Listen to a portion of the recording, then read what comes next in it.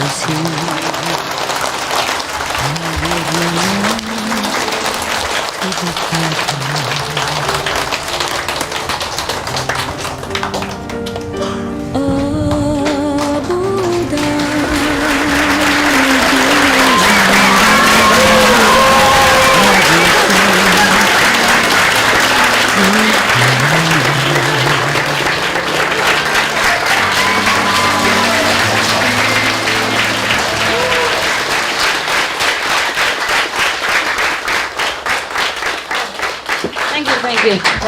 刚才那个，谢谢。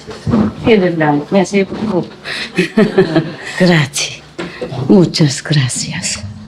Okay. Any Canadian here?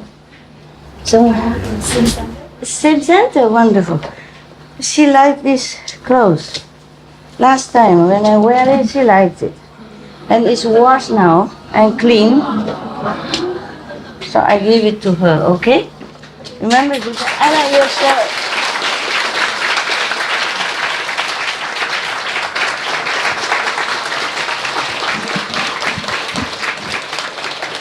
Where is the big Buddha? Ah. Because yesterday you were all yellow, so today I thought I'd compete with you and then you become all green. I cannot run after you all the time with color. Yesterday also one person said she liked my robe and it's gone. So, Thank you, Master. yeah, it's okay. You are the one? Yeah. Okay. But don't always copy them, okay, huh? Then I'll have nothing to wear anymore. It's not only that, but I'm not here to give you clothes. You are not homeless, okay? Just sometimes when natural, spontaneous is okay, yeah? But otherwise, even if I like to give everything, there's no time to arrange all that, you know? And also, sometimes I invite somebody for food, you know, or the monks I offer. But I cannot do this all day to all of you, even though I would like to. Please don't mind, okay? Otherwise, I will have no time to see you, no time to meditate, no time for many other things. I'm breathless. Yeah. Good, but I just ate my breakfast, so I'm very strong now. I wish I don't have to eat. It's safe sometimes also. Okay, now we go to heaven and hell, checking the Buddhas, huh? Yeah. You like story, huh? I love stories. Yeah, I love stories. It's so easy, simple to understand the principles of things. When you just read the story, it's more lively. It's more like exemplary, right? If I always tell you, keep the precept. Don't kill, don't steal, don't lie. You say, okay, Master, okay. What's the big deal? I don't know why. But all this true story from the Buddhas, we feel refreshed and re-inspired, re-encouraged. And so we feel happier to keep the precepts because we understand why. And we read the story, it's so interesting and so easy to remember, yeah? Oh, when we remember all these people, then we remember why they go to hell. Yeah, why they gone to heaven, why they became Buddha, why they became Bodhisattvas, and what for the Buddhas are there, saints, yeah, what for enlightened masters are there, etc., etc. Then we remember better, yes. So I like very much. Recently I had more time to meditate and I had only a couple of books similar like this, Buddhist story in my mountain. And I read it, and I thought, wow, I wish I could read it to all the people, and to you, at least to you. And then, so I came here, I have more. I have more here. And if you stay here, I will continue to entertain you.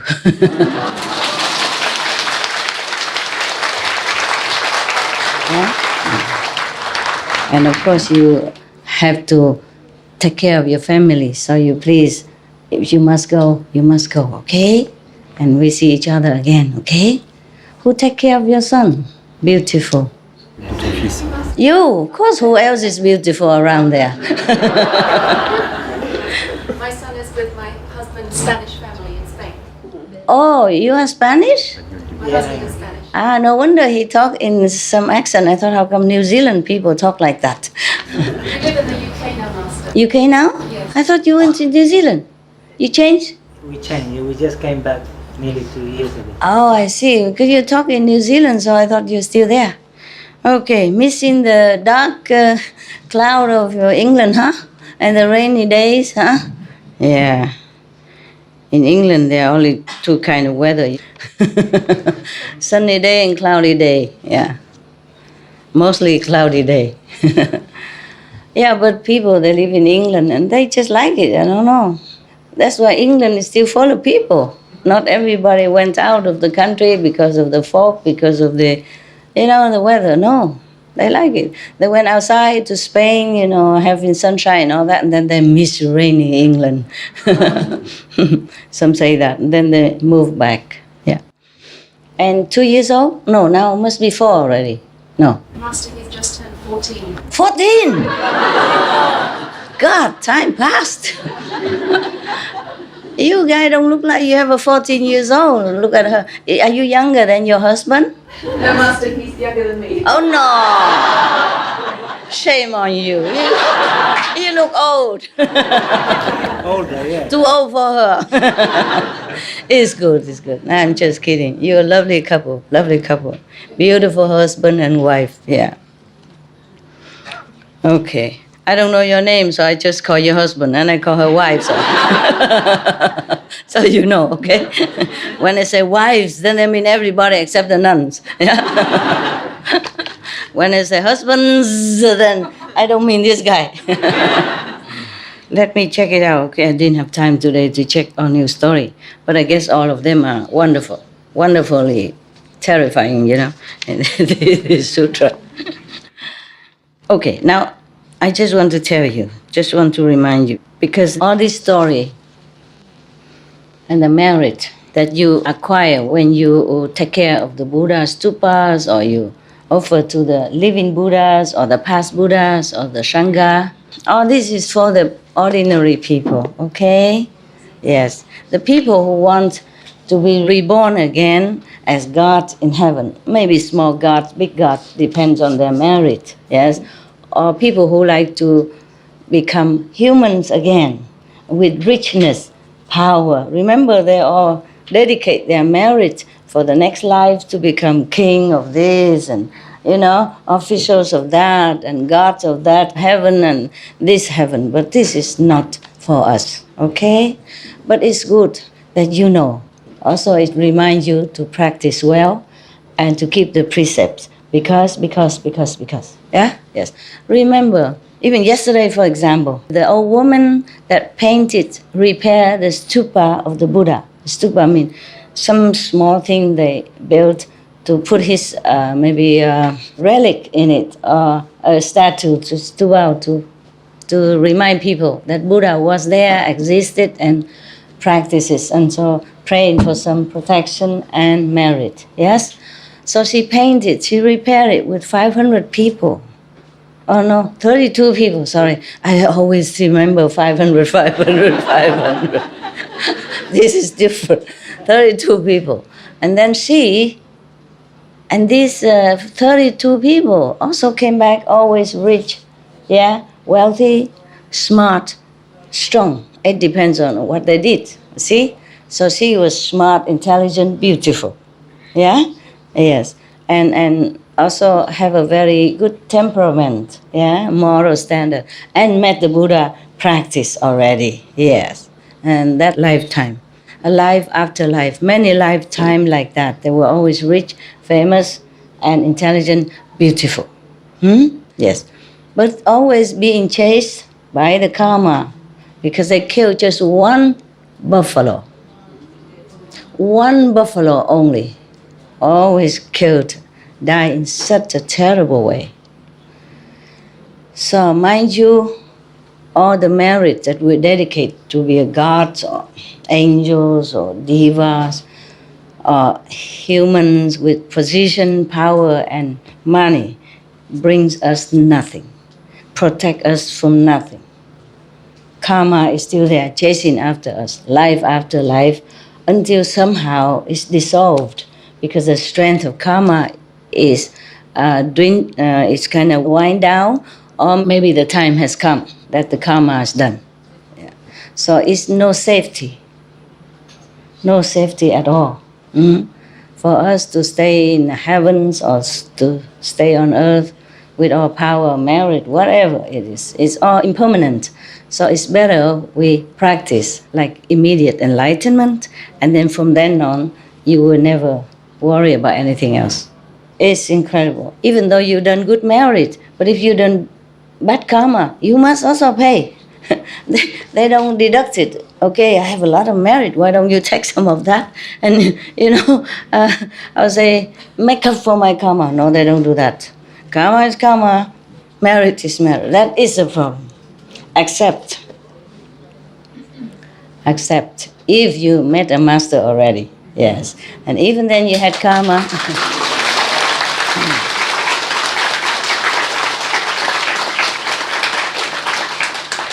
Even then you had karma, you still first go heaven.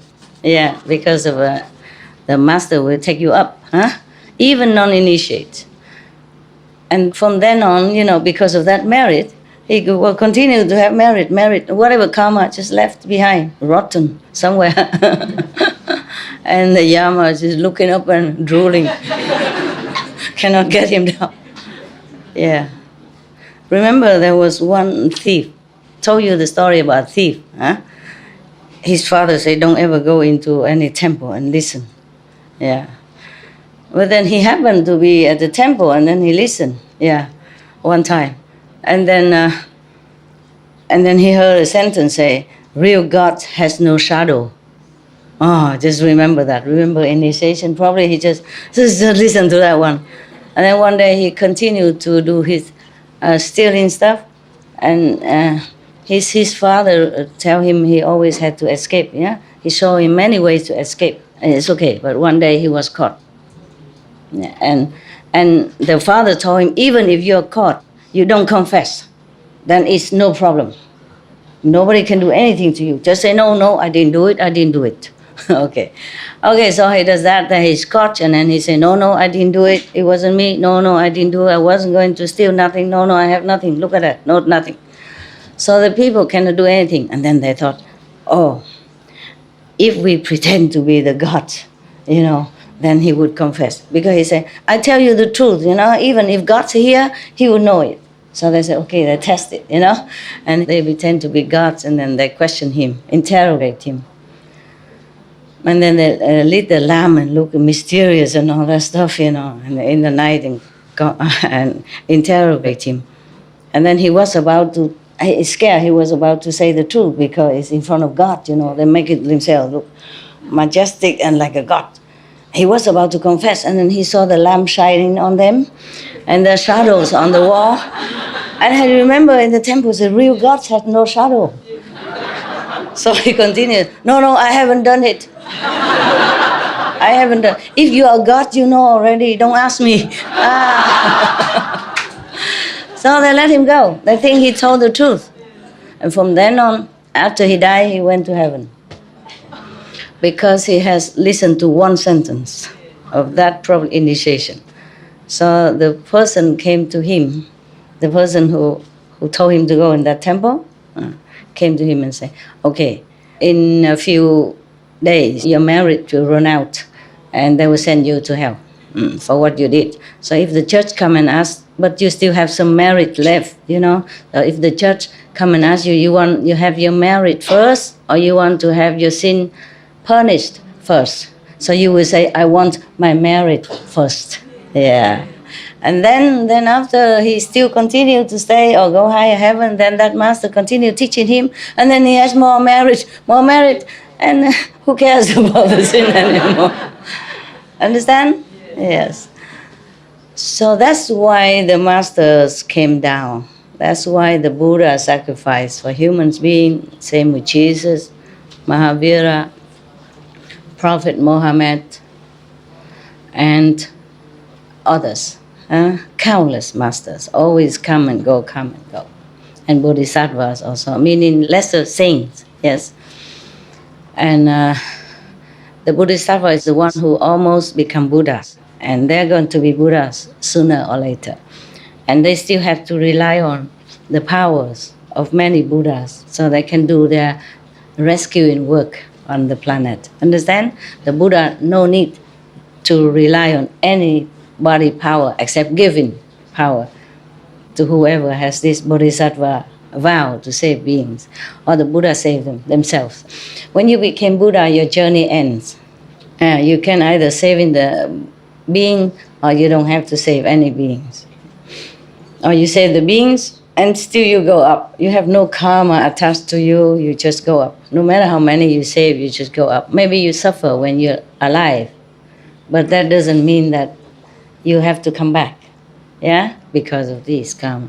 But if you do come back because your love, your compassion for other beings, then the karma that you still had from last life, maybe from other beings from last life, you know, like the one you saved, or the one you're going to save, will be upon you.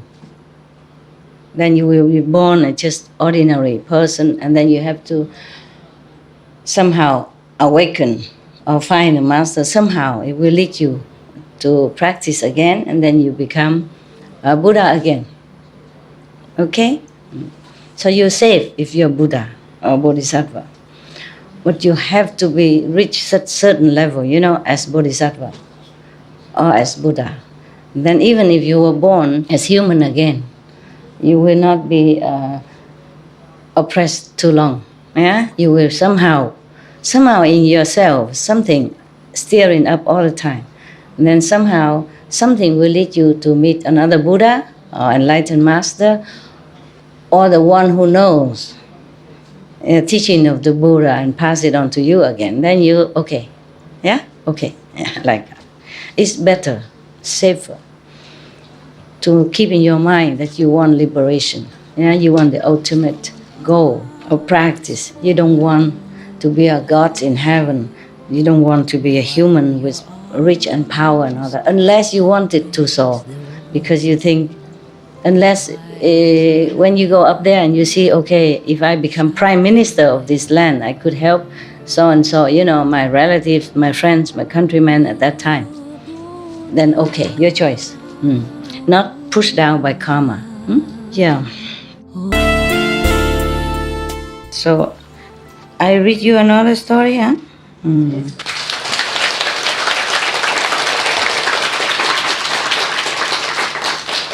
Because if I read you the 10 grounds, it will take forever. This one is printed both sides of the page, so that means it's about this much, double of this. You probably have to become a monk and stay forever. Or you go home and ask your computer, print it out for you. Yeah, but the computer will not explain something to you and don't make you laugh like that. Yeah. So you need a living computer.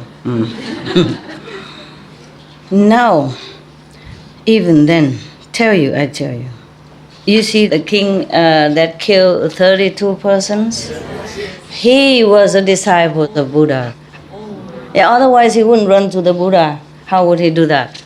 You see what I mean? Not disciples, but maybe follower, believer, yeah, a lay believer. Still, he killed people.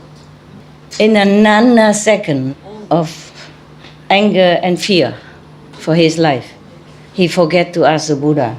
He could have run to the Buddha at that time and say, Master, there were 32 persons want to kill me. I want to kill them to save my life. Maybe should I do that, or is there another way? No, he didn't. He killed first, and then people come and threaten him, then he run to the Buddha. Yeah, this kind of disciple.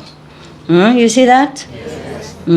So being a king, because of your marriage or former life, is bad for you. Even if you have the right to kill these people, It would have been better if he didn't. Then his marriage will be better and he doesn't have to suffer later on. Okay? Yeah. But maybe the Buddha saved him, I don't know, but still it's not the right thing to do. Yeah? The Buddha at that time teach everyone to be compassionate, no kill, no steal and that. And because he's a king, the law and all the power make him forget. He can just kill anybody, anytime. Just chop, chop. That's his tradition at that time. And it's bad, nah? Yeah, even though they were enemies. Yeah. But at least, thank God the Buddha was there. Otherwise, he will be also killed, the king. Because the clan of the 32 noble children, come and revenge. And then, after their revenge, the king army, the king princes and prince and officials will revenge again to the and then this will never stop. It will involve more people, more karma, more killing, more bloodshed. You see that? See that? So that's why we should never ask to be born again, or even this lifetime to become king or anything. You have enough food to eat, you have enough clothes to wear, that is the best thing already. Okay? And whatever left, maybe you can spare, then you give it to the poorer people. Whatever you can. Even just a little bit of something, some food. The food that we wasted in our planet, in every rich country, we can use that to nourish the whole planet 3 times over. Every day, buy a lot, and then don't eat and throw out, because nowadays we have the fridge, we have the supermarket. We want to go out to buy once a week, and then we stuff it all in the fridge and eat slowly. But sometimes we don't eat, we go out, and we go to friends, and we eat outside, and then the food just keep staying there. So do not buy too much. If you can afford, whenever you go out to work, and then by the way, you stop by something enough for that day, 2-3 days max. Otherwise, even if you put things in the fridge, they still go rotten. And that's not only that. Not only we are the one who waste it. The companies who sell food and drink, sometimes they throw them away so that the price will not be too low. If it's too abundant, then the price too cheap. Yeah, that is the problem. Before the food reach us, it's already thrown out. Not even to give to animals. It's end up in garbage can. Tons and tons of them. Oh my God, they're just pouring down, just tomato bags, cabbage, broccoli, salad, avocado, apples, banana, all pouring down like dirt from the garbage collection. And then just grind it all, end it up in the garbage. Some of the people now, they organize themselves to pick up this kind of food, to give it to people. Yeah, but still how much can you rescue? Since you don't have a lot of people in your organization, and you can only pick so much, and only so much people come to eat, maybe some poorer people. But billions of people are hungry. We cannot bring the food there for them. Unless the whole world have to sit together and have to organize how to make use of this food instead of throwing away, and then a lot of people hungry. That's just not right. That's not right. It's not only hunger, but costs a lot of electricity, water to grow this food and then throw away. And when throwing away, it costs also money to take care of that. Trucks and electricity and machine to make use of that and to get rid of that. To transport to the garbage area or doing something with it costs more manpower, more electricity, more water, more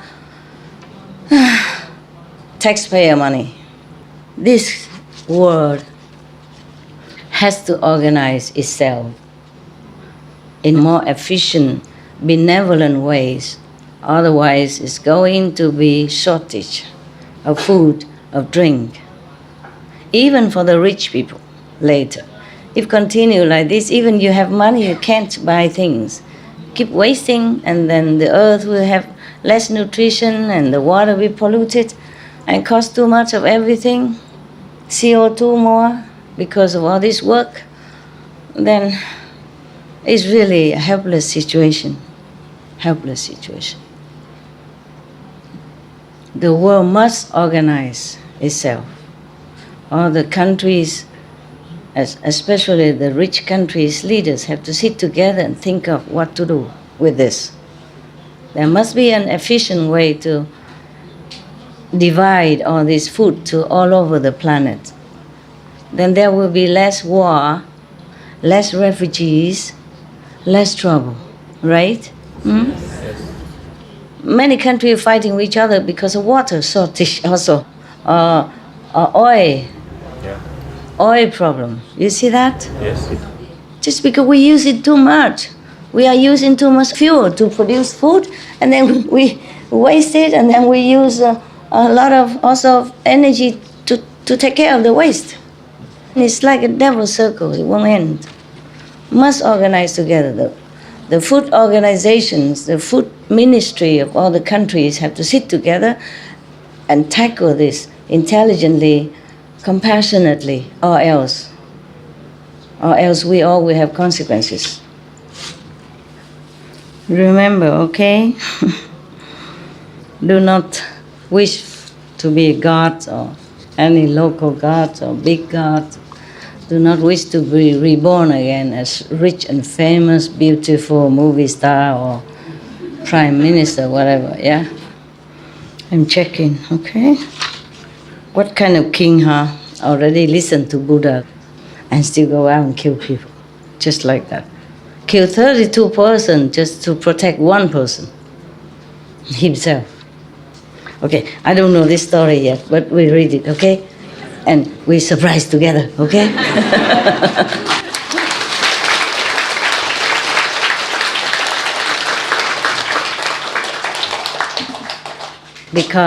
because I didn't finish the whole book, okay? You see how much I read already, before that, to check out which one is better. Some I read, but I didn't read to you because it's too much, yeah? So these several stories, the last I did not read. I have to tell you the truth. So if something bad, we just erase the tape, yeah. And say, sorry. It's really such a blessing to have a small hut.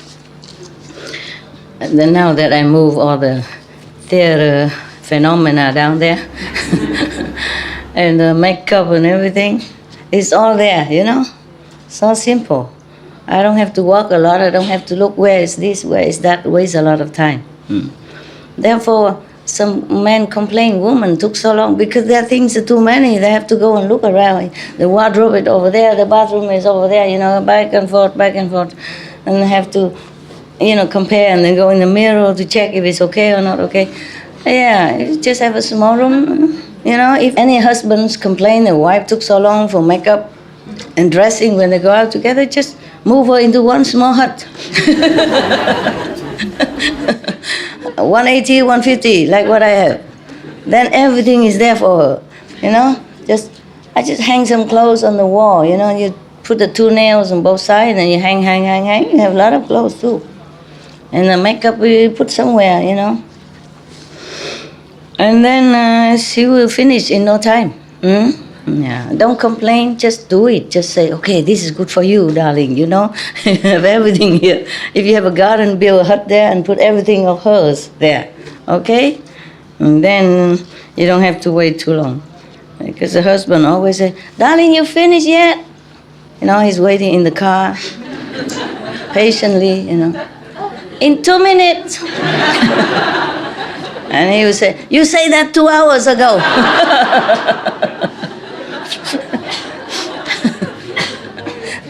Huh? 2 minutes. But you say that 2 hours already ago.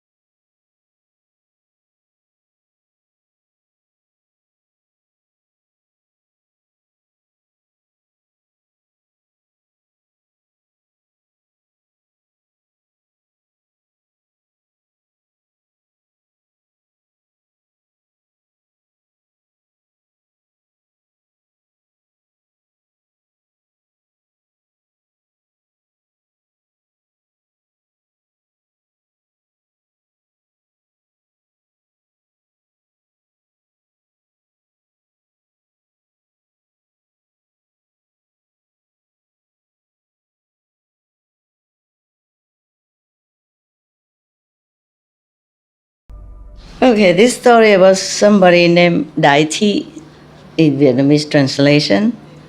He's the one who tried to empty the ocean.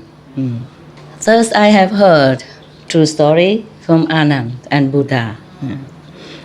At one time, the Buddha in the country called Duyệt Kỳ, in the mountain Linh Tu.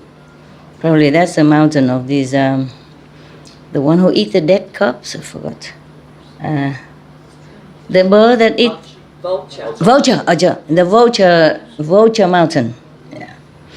Oh my God, the Buddha. He stay everywhere.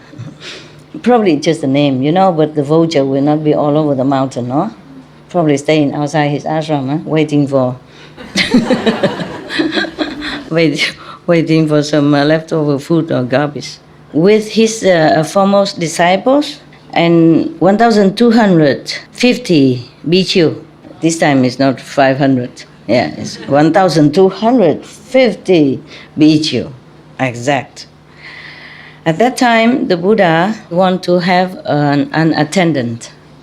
So everyone, the foremost disciples, the first disciple, the big disciples knew his wish. And then the person named Như, he is one of the 5 person who drinks his blood, drink the Buddha blood in former life, and then become his first disciples. Huh? What mean all? Oh, the Buddha gave it. There were Dracula, there were vampire at that time. And because Buddha was a king, remember, in that country, and he taught all his citizens to keep the 10 good precepts. Therefore, all the angels protecting all the citizens in that country. So these vampires could never find anyone to catch and to eat or drink blood. So then he came and complained to the king. He said, you have compassion for all the people, but you forget us. We have nothing to eat, we are dying now, etc. Remember the story? No, you were not there. Okay, so he cut his vein to five holes to let them drink the blood. Then he say, you must change your way, you must be more compassionate, loving, you cannot eat people, because people are the top of the creation. Change your way. So in the future, if I became Buddha, I will rescue 5 of you first. So said and done. Yeah. So now one of these 5 person have met the Buddha and became the first disciples, and also become a monk, 5 monks under him. And at that time in this vulture mountain, the Buddha just need an attendant. Perhaps Anand was ill or something at that time, or maybe he's not there.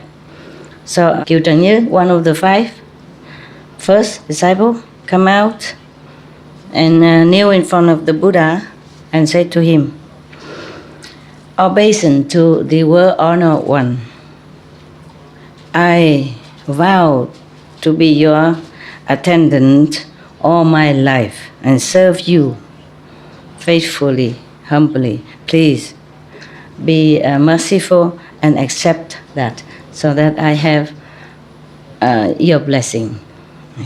They're just saying that, but that doesn't really mean that they want to do that to get blessing, just humbly. The Buddha say, but you are very old now. I don't have the heart to make you serve me. So he went out. I wouldn't dare to take him as an attendant either. What if what if the old habit come back and he wants to drink blood again? He's not vegetarian, is it? But what if he remember the past life, Yeah, some people will still, the habit die hard, Many thousand years you don't even forget. So okay, Như left, bowed to the Buddha and left. And then Mahakashipa, and then Sariputra, and then Maudalagayana, yeah. And another 500 big monks, come out one by one, who want to be his attendant, but he refused them all. Yeah. It's not easy, It's not easy. Everybody wants to be the Buddha attendant, but you have to be able also, no? Not just I love you, and then that's done. It's not that. Yesterday, one of your sister, because I know her husband long time ago, and he was one of the so-called Hu Fai, followed me around when I was in Europe first time. First time in my mission, in my job, when we're doing all the fashion show, and they follow me everywhere. Her husband is one of the maybe 4 or 5 men hang around, driving, shopping, snoring, and etc., etc. Tempting me, go to disco and all that stuff. Master, that discotheque here is made by the Prince of Monaco. Go and check it out. I said, why we have to go there and check it out? Oh, it's a small country, nowhere to go. We just go and check it out. I knew nothing. They tempted me like that. And then they drove me all the way there. Yeah. My God, I went there just to eat a pizza. A vegetarian, a vegan pizza. Disco, my foot. I didn't know how to dance. I forgot how. And then I just drink orange juice, looking around. Okay. I told you yesterday, if the Buddha went into the brothel, you don't say nothing. Okay? It's good for that business. He will try to rescue someone there, okay, who has good affinity, but somehow being pushed into that position by karma. Understand? Just like many stories we heard, good people often misstepped and then fall into some very bad areas. Mm-hmm. And one of the masters of Vietnam, he also teach similar Kuan Yin method. He also went to casino. Yeah. But I never thought anything like that. Okay, he don't go there because he enjoy playing cards or anything. He went there for some purpose. Yeah, maybe transform that place or help somebody there. Okay.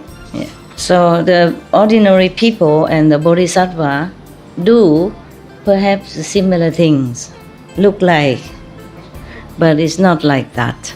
Okay, it's not like what we think. All right, where were we? At that time, one of the monks, he somehow intuitively know that the Buddha wanted Anand. That time Anand didn't exist yet. He's there, but he's not famous. So he and other people also understood that. So okay. And then Sariputta and Maudagalayana come up and to me and say, Anand, me mean Anand, yeah? Anand, I think the Buddha wants you to be his attendant. You have more merit than us. Okay, come, get up quickly. And then ask the Buddha, okay, to allow you to be his attendant. And then all of us also rely on your merit. Yeah. So he listened and he stood up and came to the Buddha. Oh no, he says to the two monks first. He say like, very humble, he say, both great elder reverence, yes. The world honor one has immense merit, and his wisdom is unfathomable. Yeah, if I go near and serve him, maybe I won't be able to do it well. And then if I do it all wrong, then make karma, and then it's bad for me. What to do? So the Sariputta say, but we observe that the world honor one pay attention to you a lot. I think Buddha think you can do it. So he would like you to become his attendant. So I heard the two great reverends say that. I don't know what to do anymore. Meaning Anand. Anand doesn't, not I. I wouldn't have that such a merit. I don't know what to do. So so I said, if the two great elderly reverends think thus, then please come and ask the Buddha for me. But in order to be the Buddha's attendant, I request 3 privilege. What do you think he asked? Not the nun, you know. Not the monk, you know. What do you think Anand requests? 3 favor, 3 privilege. What did he want? What can Anand want from the Buddha who has nothing? Tell me. Tell me. If you don't tell me, I keep drinking. Huh? You think he wants money from Buddha? Who knows? Wisdom? Great wisdom. No, the Buddha already give him the way to practice, and then he has his own wisdom. Sutras. He wants sutras from Buddha. Buddha has nothing. Ability to remember everything. That he has already. Good, but it's good that you know. Maybe. Servir. What, love? To serve. To serve? Good serving ability? No, to serve. Yeah. I want to serve you. Well, he's going to do it. It's not okay. Serve with the good ability? Yeah, maybe, okay. Enlightenment, he already gave him. Secret teaching. He want Buddha's secret teaching. Ta-ta-ta.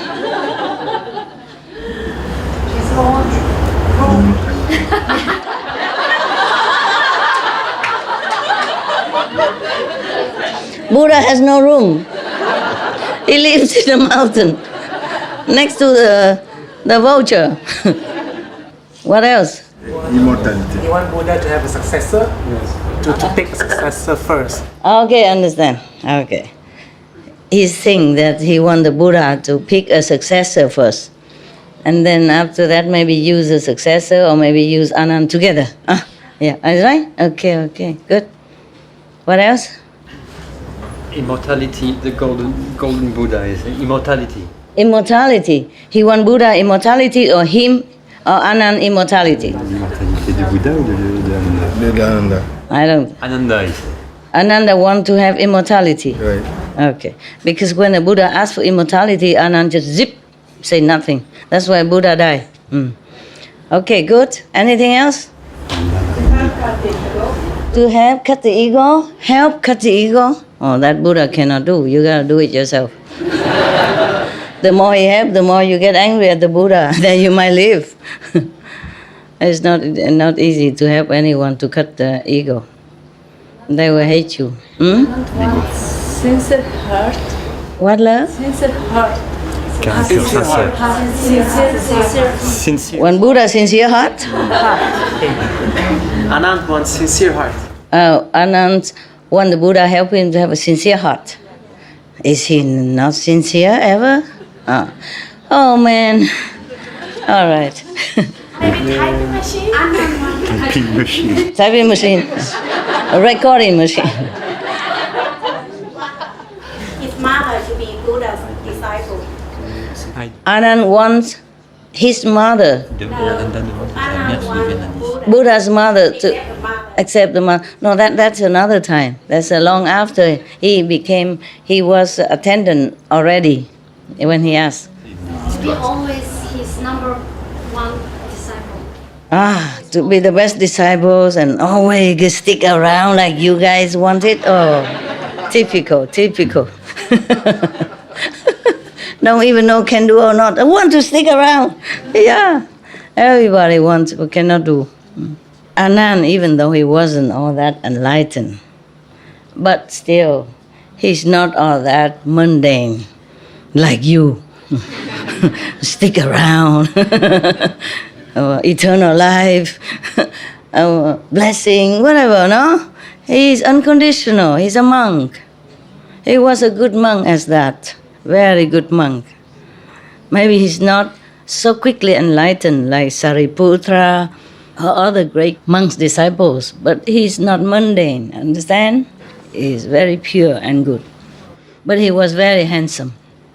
That's why the Buddha don't let him wear or showing one shoulder even. Cover everything. Yeah.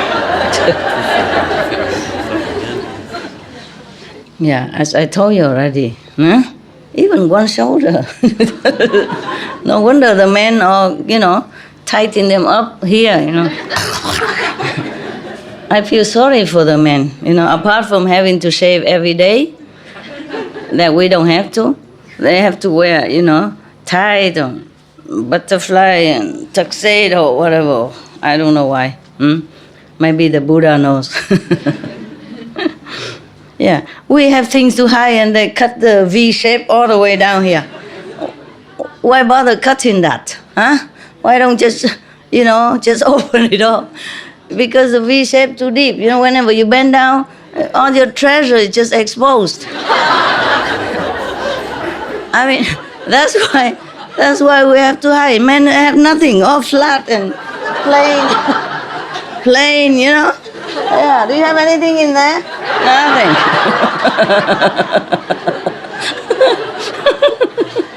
That's why, their shirts are all the way up to here. I mean, even T-shirt is very covered, I want that kind of T-shirt. I can never find it. And then one day I saw one of the male monks working in water electricity. I said, where did you get this T-shirt? Mind you, I could have noticed, but normally I don't go out that much. I'm almost like cut off with the wall. So I saw the monk wearing a T-shirt, and it looked like that, like that, like this one, like that one, the red one. The neck or to here inside of V shape. So you go out buy me some of that. He said, but this is for men only, master. I said, never mind, man, woman, I want that. I cannot buy. But for the men, you're mostly big, even medium size. They don't have small size. Or medium size, so I wear like three times bigger. Had a lot of room for rent. But still, I like it here, cover up here, yeah. Not like I'm modest or anything. I wouldn't tell you anything like that. What I mean is it's warmer here for me. And at least give me a choice. If I want to show, then I cut it myself. Don't force on me like that. Force me to always have to show stuff. I like to do things voluntarily. I don't like to be forced. So I have some of that, and they go out and bought me out the whole shop. And they say, that's all you got? Only 6? He said, that's all they have, master. Everything else is bigger. And other color with, I love you, baby, and all that stuff. Printed in the front. You know what I mean? Yeah, all kinds of, macho of the day, things like that, So we can buy it for you. I said, okay, that's good. Yes, you have fun, huh? Okay, good. But the Buddha is also troublesome. Why didn't he just say, Anand, you be my attendant? Why he has to work through the Sariputra and 500 monk disciple to get his own attendant? Huh? I don't know why. Is the Buddha so shy or something? Is he shy? Huh? Maybe he's shy. Yeah. Maybe Buddha doesn't want to. Even he didn't ask for attendance. The monk disciple thought he might need one. So they come up and volunteer. Yeah. But even though if he likes Ananda, he just say easy. Maybe he didn't want to ask, right? But he make 5 people come in front of him, kneel down, prostrate, and talk. And everybody say no. Then why didn't he say, don't bother? I would think about it, or I want Anand. He probably want people to volunteer has more merit than for him to say, I want you and you to do this and that for me.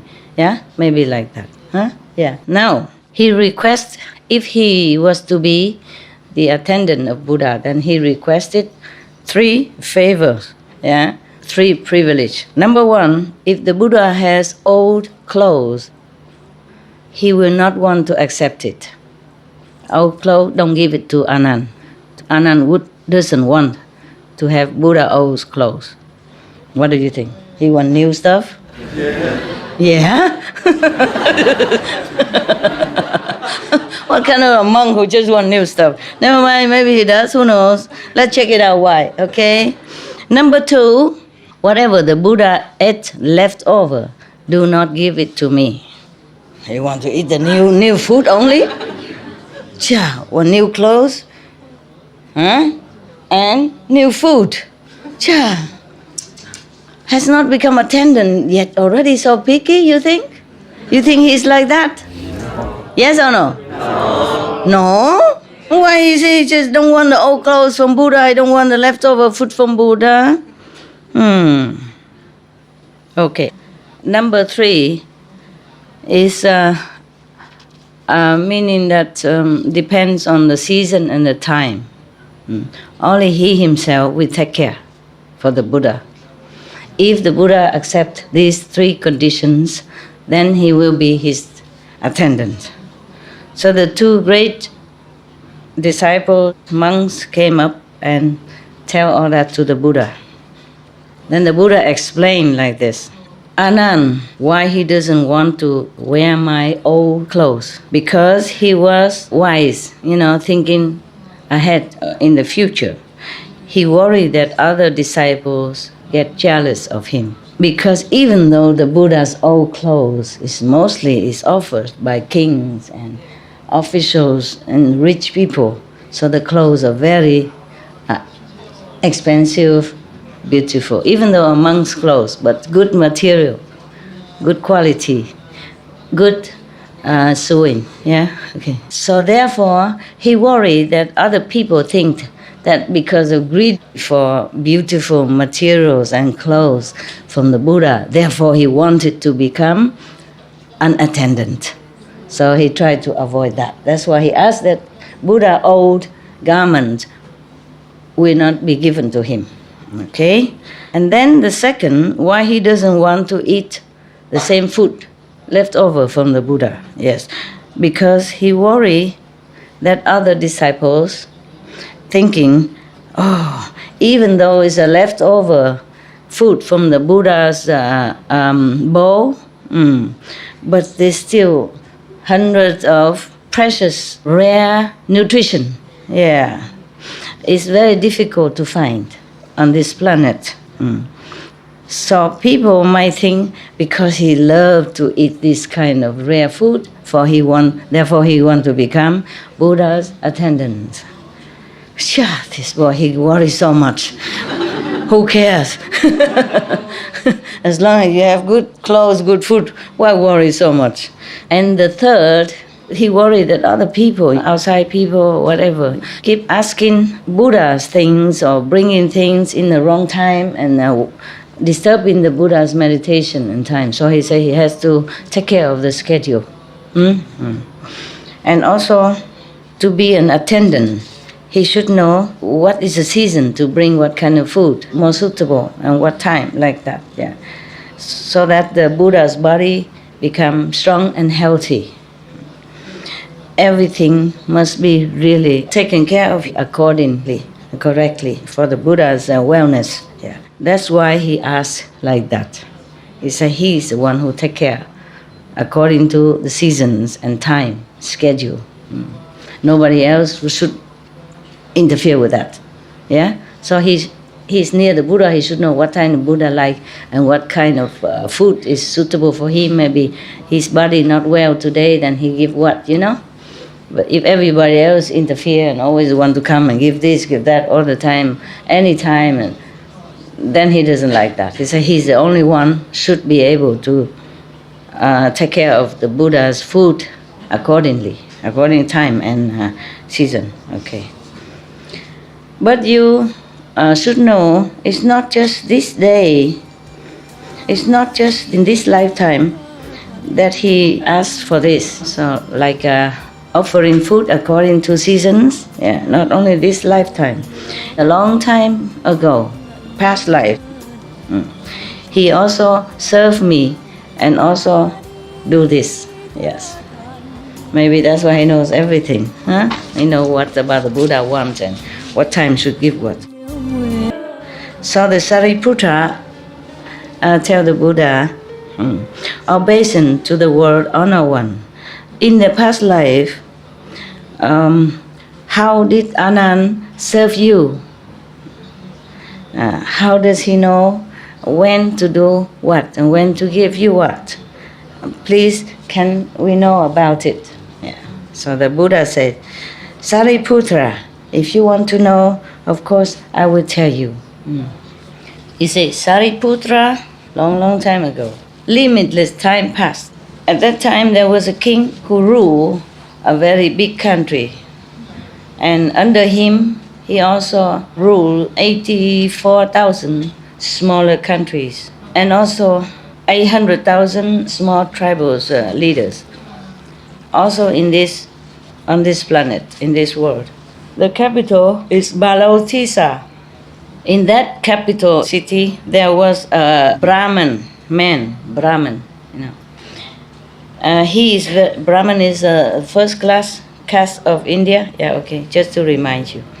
And he's very, very, very intelligent, and the king respected him like a teacher. And all the subordinate kings also respect him very much. Everyone make offering to him and often come to visit him or ask for advice, etc. Then they treat him as if they are just court officials and the Brahman is a king. Yeah. His family is very rich, very rich. His richness is as rich as the king even, because everybody come and bring offering to him. He's very rich, but he has no children. And he's very, very unhappy. He doesn't know where to go to pray for fertility. One day, he go to one of the little temple that worship the Brahman. Brahman is the third level god. And then another 4 gods and many other heavenly devas. He go there and then he pray over there for 12 years long. And then after 12 years, because he's so sincere, 12 years praying, worshipping, offering, not waver, 12 years long. And then finally his wife pregnant. Oh, the first wife, probably he has many wives. So his first wife got pregnant, yeah. And then he asked somebody to check if it's a son or daughter, because at that time they put more emphasis on sons. Man with the same name, yeah, continue with the tradition of the house, the name of the family, blah, blah, blah, blah, blah, blah. Yeah? In Europe also, right? If you married, you have the name of your husband, is that correct? Yes. Yeah. I also did. But my ex-husband, he said, I can also have your name, like that. Vietnamese name. Funny. Funny guy. It's okay. He said he wants to have my name. I said, no, it's okay. We continue the European tradition. Yeah? But he don't mind. And then the woman who clairvoyance came and said, oh, she's having a son, pregnant with a son. Oh, he is very, very happy. And then as many servants, girl really serving her well and take care of her well day and night. Yeah, no one should ever do anything against her order, against her will. Make sure that she's always happy, peaceful, have everything she needs, 24/7. Wonderful. Okay, time's up. She gave birth to a son, truly a son, and all his body is golden. Yeah, and his hair is so smooth and beautiful color. Yeah, I mean, black, like a very, very, very, very beautiful, healthy, black color. Yeah, and his forehead is very high. Yeah, I also have one. Okay, according to my body, this is very high. proportion of my body is too high. So I cover a little bit to make it proportionate. What a vanity. A vain woman. Okay. His nose is straight, yeah, and his eyes very bright, yeah. His mouth is very pinky, yeah. In human standard, he is perfect, yeah, perfect. Wow, he's so happy. The father Brahman teacher was very happy. And then he asked, astrologer came and checked out his fortune, his astrology. Okay. After he checked him out, he said, "Oh, this boy has all the merits and morals in the whole world. No one can compare. Yeah. In the future, he could be the teacher of the king, teacher of the country. I mean, master. Yeah." So, wow, after that he was very happy. You know, the Brahman teacher, very happy. And then asked him to give him a name. The astrologer, give him a name. The clairvoyant, give him a name. Okay, at that time, to pick names for children has two rules, yeah. They have to observe the stars, constellation of the stars. And then they have to see if any phenomena come out, you know, appear. A good omen, something like that. So the astrologer asked the man, when the great lady was pregnant, was there any strange or good phenomena appear or not? So the Brahman said, "No, sir, my wife is a very wicked person. She has not very much charitable heart. She don't have. She never tried to do charity or do anything meritorious. Since she's become pregnant, she changed. Yeah. She suddenly have pity for the poor people, for the unfortunate people, and she give charity all the time. Yeah, very diligent in doing good deeds. She is never so greedy and wicked like before." Oh, so the astrologer very happy, saying, that is because the power of the fetus inside the sun that is making her like that. Yeah. So therefore I give him the name great charity, something like that. Yes. Mahasakafan means great charity. When this boy grew up, both her parents, of course, you know, love him very much and really, really appreciate him. So they built a very big palace for him. Yeah. They build palace for him depends on the weather. One for winter, yeah. One for summer, and one for spring and autumn. Wow, wouldn't you like to be the son of that family, huh? Not only powerful but rich, and so good taken care like that. Yeah. Nowadays we don't have to build 3 separate ones, right? Just put aircon and heater. Huh? Yeah, and even in winter we can have greenhouse. Yeah, plant flowers in there. Yeah, no problem. Nowadays we're so smart. And then he ordered many of beautiful women, girl, take care of him day and night and entertain him, amuse him. Okay, you know, maybe dancing, singing, whatever. Yeah, okay, huh?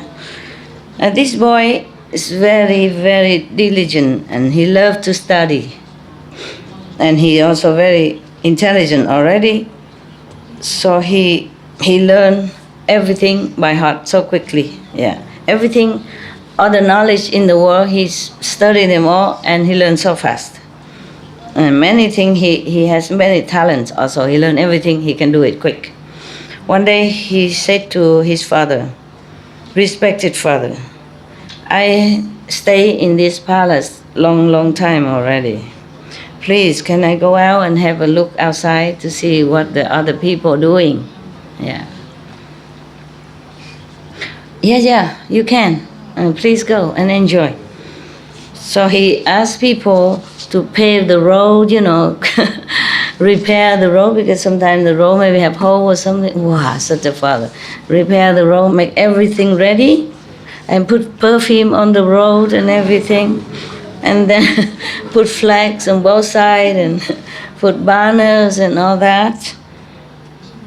And then he take out one big white elephant and cover with beautiful brocade blanket and seats, and cover and decorate with all precious clothes and jewels, and then even put this chiming bell and all that. So whenever he riding, he go cling clang cling clang, and then he order those musicians and singer, all that, accompanying him with music all the way. What a journey. Yeah, and then the musician go in the front with all kind of music instrument, the front, and then the elephant go after. And then after the elephant, thousands of people with elephants and horses, going, accompany him behind. Musician in front, thousands of people behind. Probably servants and food, kitchen staff and caravan, with aircon, refrigerator, deep freeze, all kind of stuff. Yeah. Otherwise, what for 1,000 people behind there? With so many transport. And the road is very flat and convenient already, and then weather is fine. Yeah. And then the sun even shining down with 5 colors. He looks like a wheel steering king from heaven. The whole country, or nearby city, come out and look. Yeah. Everybody was so fixed on him and the whole entourage with admiration. And nobody want to take away their eyes from that, from him and from the whole entourage. And they all praise like this. Wow, so rare, so majestic, so dignified. Look like a Brahman king from heaven. Yeah. And then suddenly appear somewhere a bunch of beggars, tattered clothes, smelly, dirty. It's a contrast. And then they have no shoes, nothing, and walking, even limping, come out, and then their bow are broken and everything like that, nothing good. Come out and ask for food.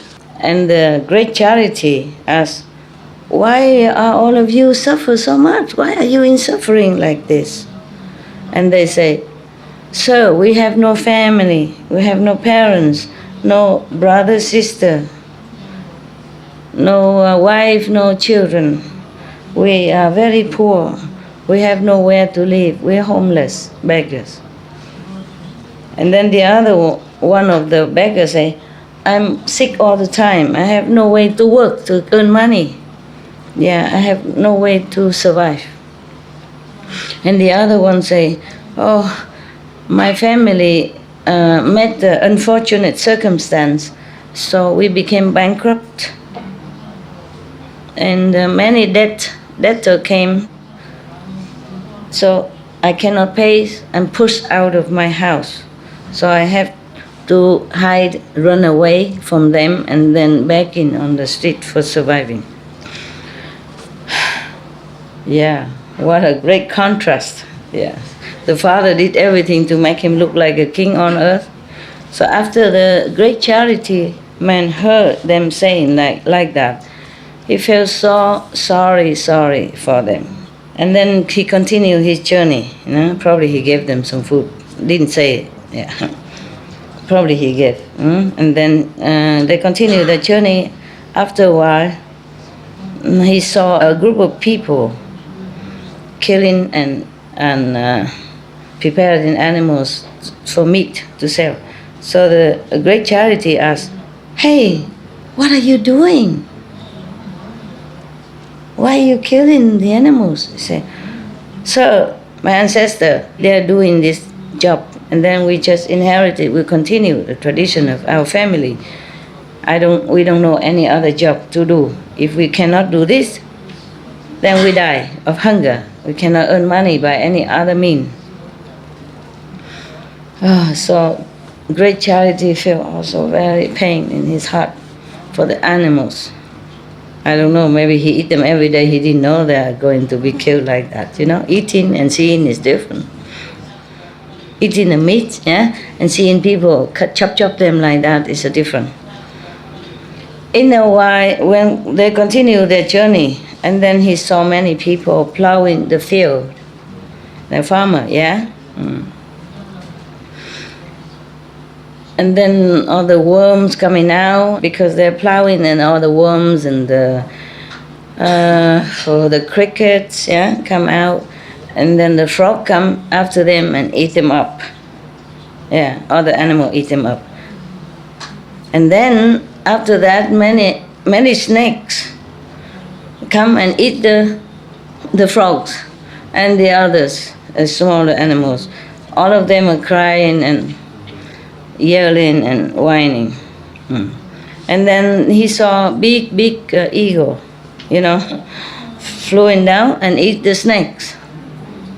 Swoop the snake and brought it up and eat on the top of the tree. And the great charity asked, "What are these people doing?" And people say, "Sir, they are plowing the field in order to plant the rice." Yes. And then they can also survive on that. Also, they have to earn something to give tax to the king. After he heard that, he feels so sorry for them also. He feels very melancholy inside his heart, but he continued. After a while, he saw many hunters. They use a net, dig holes and traps and all kind of that, and trapping animals, killing them. All of them trapped and caught in the net and get killed and all that. They struggle and crying, very pitifully, very, very heartbrokenly. So great charity asked, "What are you doing? Why are you doing this?"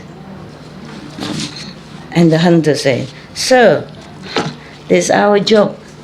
We are hunters.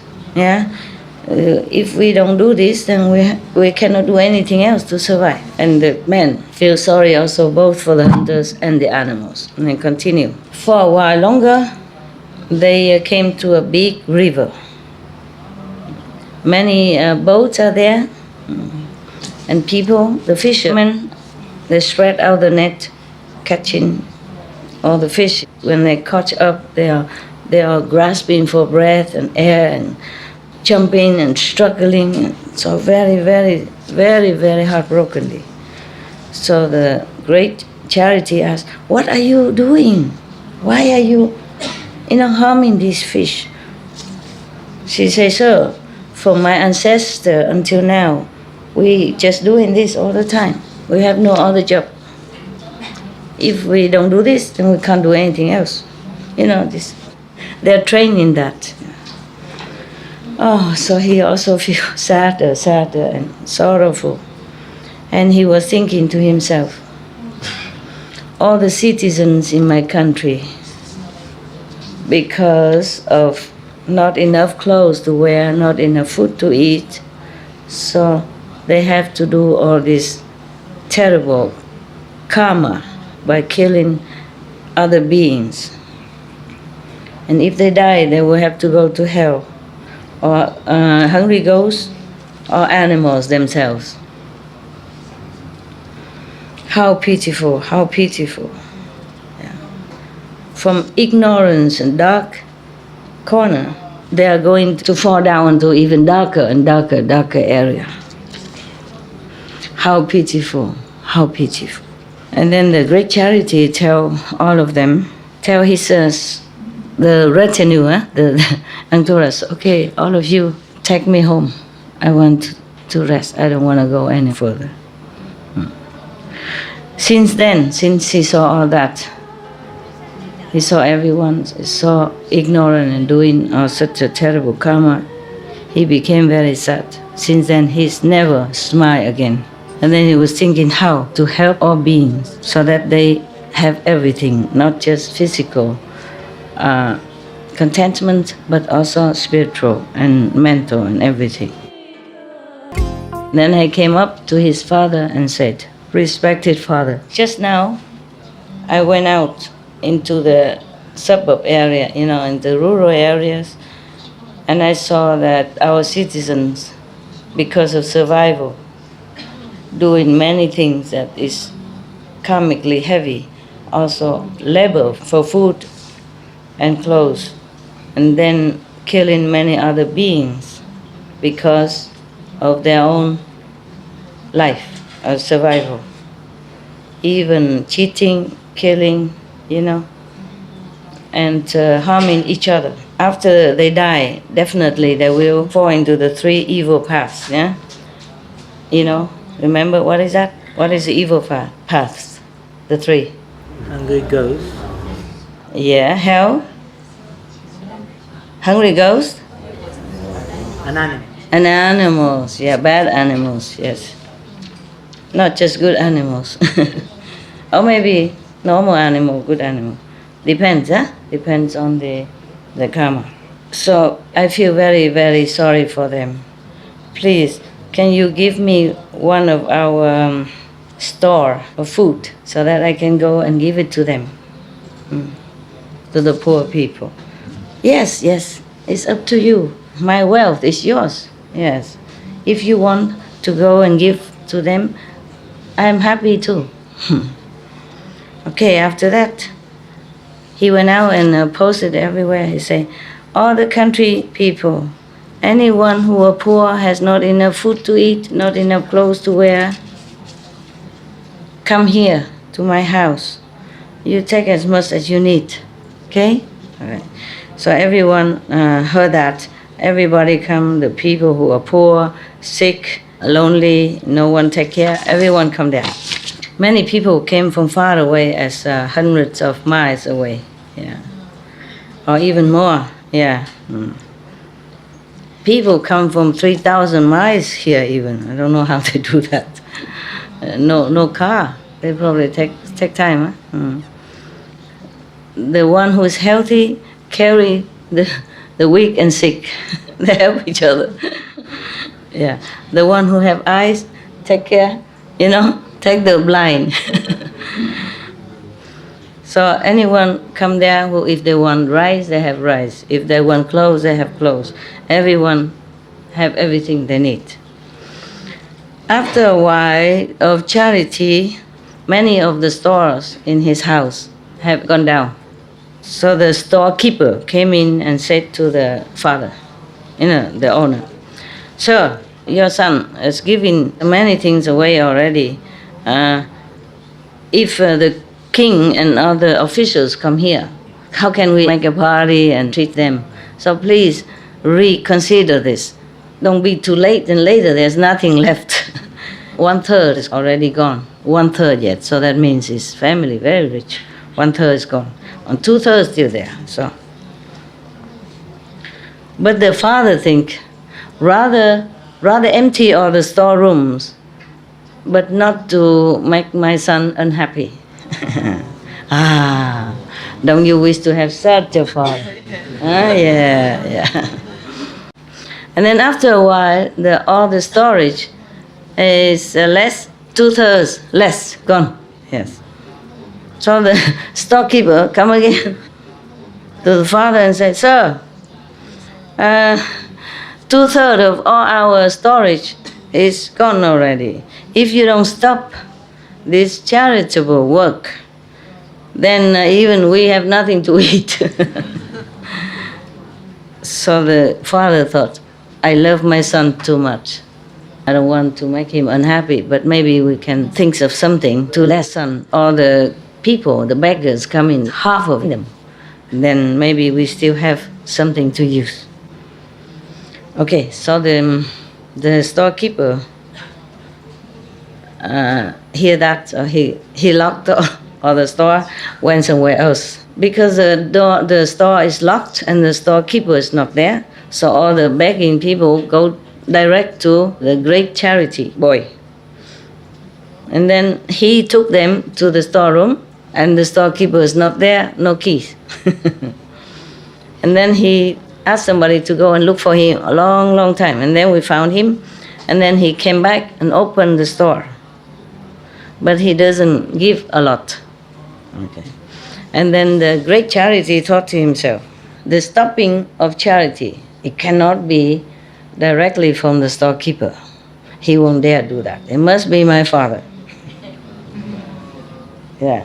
But because I am the son, I also don't dare to oppose my father. Also, a son should not exhaust the wealth of the family. Even then, in the storeroom, there's not much anymore. So what can I do now so that I can continue to give to the citizen so that they're happy and contented? Then I would feel happy myself. And then the great charity asks everybody, in this world, what kind of profession that earn lots of money, earn the most money? What kind of profession? Tell me. Huh? Jewelry? Not necessarily. Banker. Lawyer? Technology? Apple? Selling Apple? Apple computer. Not Apple. Yeah, even selling apples, you can have a lot of money, huh? Bill Gates and all that, yeah? Right. What did you say? What else? Mining? Gold, mining gold? What else? Anybody else? Artist. Huh? Artist. Artist? No, not. Except you are Picasso. Huh? You mean movie stars? For example. Yeah, they are also artists. It depends on what artist, right? Huh? Engineers. Engineers? Insurance companies. What? Insurance company? Bankers. Oh, somebody told already. Okay. What do we do in Togo to earn lots of money? Assurance. Insurance. Oh. Oh, so we are in the wrong field of job. How about Supreme Master Ching Hai job?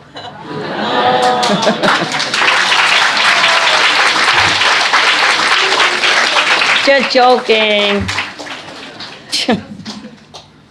Artists depends on what kind of artist, you know.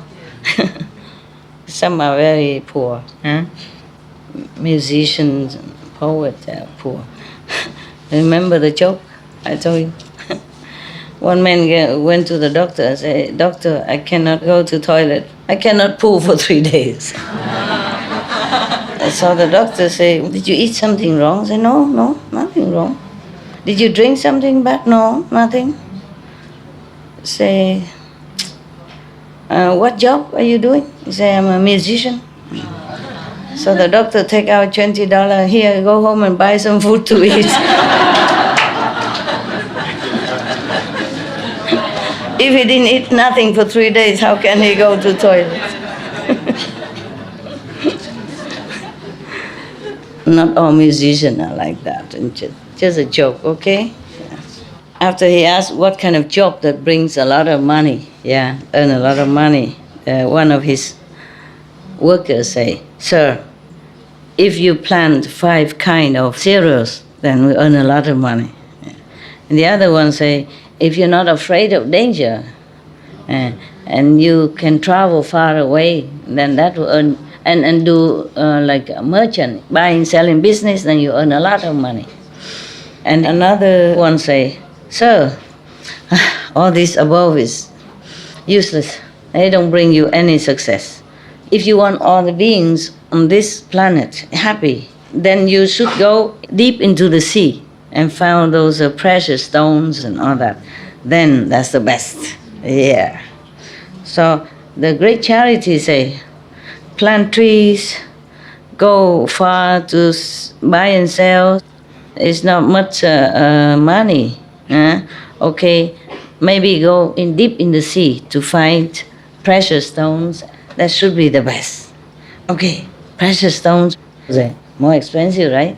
And you don't have to do anything. Just go deep in there and find them. So, okay, I will go. I'll go and do that. And then he came up and said to his parents, beloved parents, please allow me to go into the sea to bring precious stones and all this gold and thing to come back and give it to the citizens. And both parents were so scared, saying, no, no, no, no, my son, anyone who went to the deep sea for all this, they are poor people. They are very poor people, have no way to survive. So if they stay home, they would die anyway. Therefore, they do this kind of thing. You are not so poor. Why you have to go to the deep sea to do this? And then you make us worry so much about your life. Okay, if you want to do charity, just go and take everything out from the store. Yeah, give them all out. We don't say anything. Because if you go into the sea, there are many accidents. Big wind, big waves, big fish, poisonous dragons, and ghosts and devils, demons, yeah? It's very difficult to escape. Please, why do you bring your precious life into such a detrimental, dangerous situation? Please don't go. Don't think nonsense anymore. And great charity was so sad. So sad.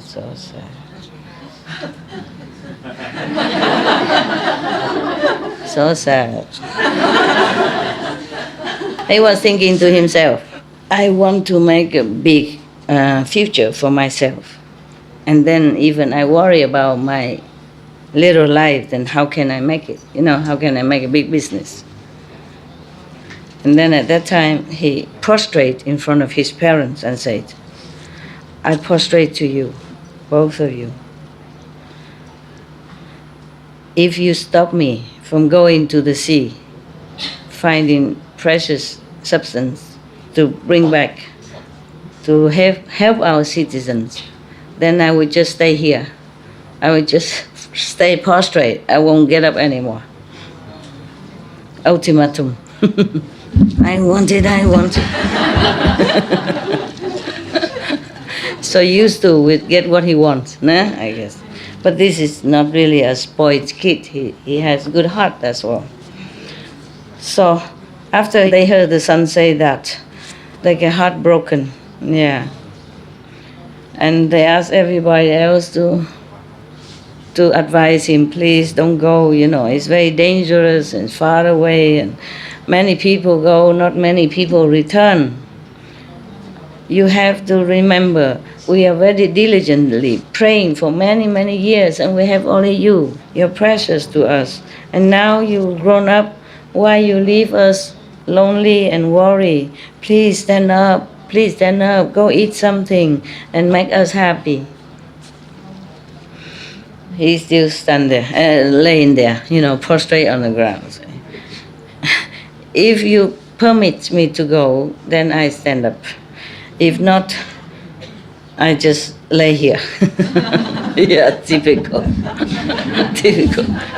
Your son like that? Good son, yeah? Good. He lay there 6 days, no drinking, no eating, nothing. And parents also staying and coming, going 6 days, talking, advising, begging. But he don't stand up. He just rather stay there, hungry and thirst. So the parents so scared and talk to each other. Our son is so determined, from beginning to the end. He would not change his mind. So, okay, we close our eyes and say, okay, let him go. Because if he stay here, after 7 days, he would die anyway. Okay, so the parents talk to each other already and come to the son, lifted him up and say, okay, you go take something to eat. I agree. I allow you to go. We allow you to go. Oh, so happy. Oh, go eat.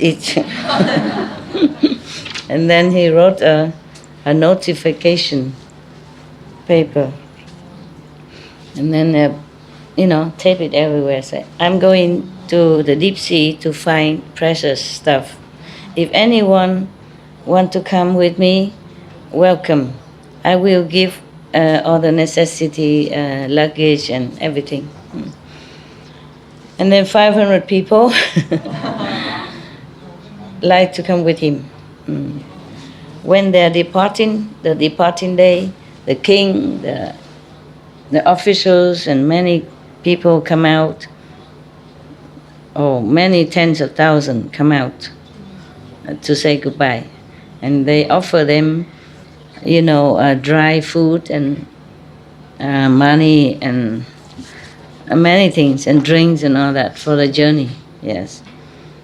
Everybody was happy. Yeah, everybody pray to and wish them peaceful journey and peaceful return, safe return. After a few days on the sea, they stopped in front of the sand beach. So everybody came up there and take a rest. Unfortunately, there's a big group of robbers. They went there, and there are too many to overpower them with a man number. Yeah, so they cannot oppose them. He knows he cannot. So he took all the food and whatever they have and give it to the robbers. And then continue his journey. It's not to the beach yet. It's not to the sea yet. They were just walking and found a sandy beach and then rest. And then the robber came, took everything. All right. But they still continue. And they came to a citadel, a city, it's called Phong Bak city. In this city, there was a noble person, rich person. His name is Kartile. He's a Brahmin caste in India.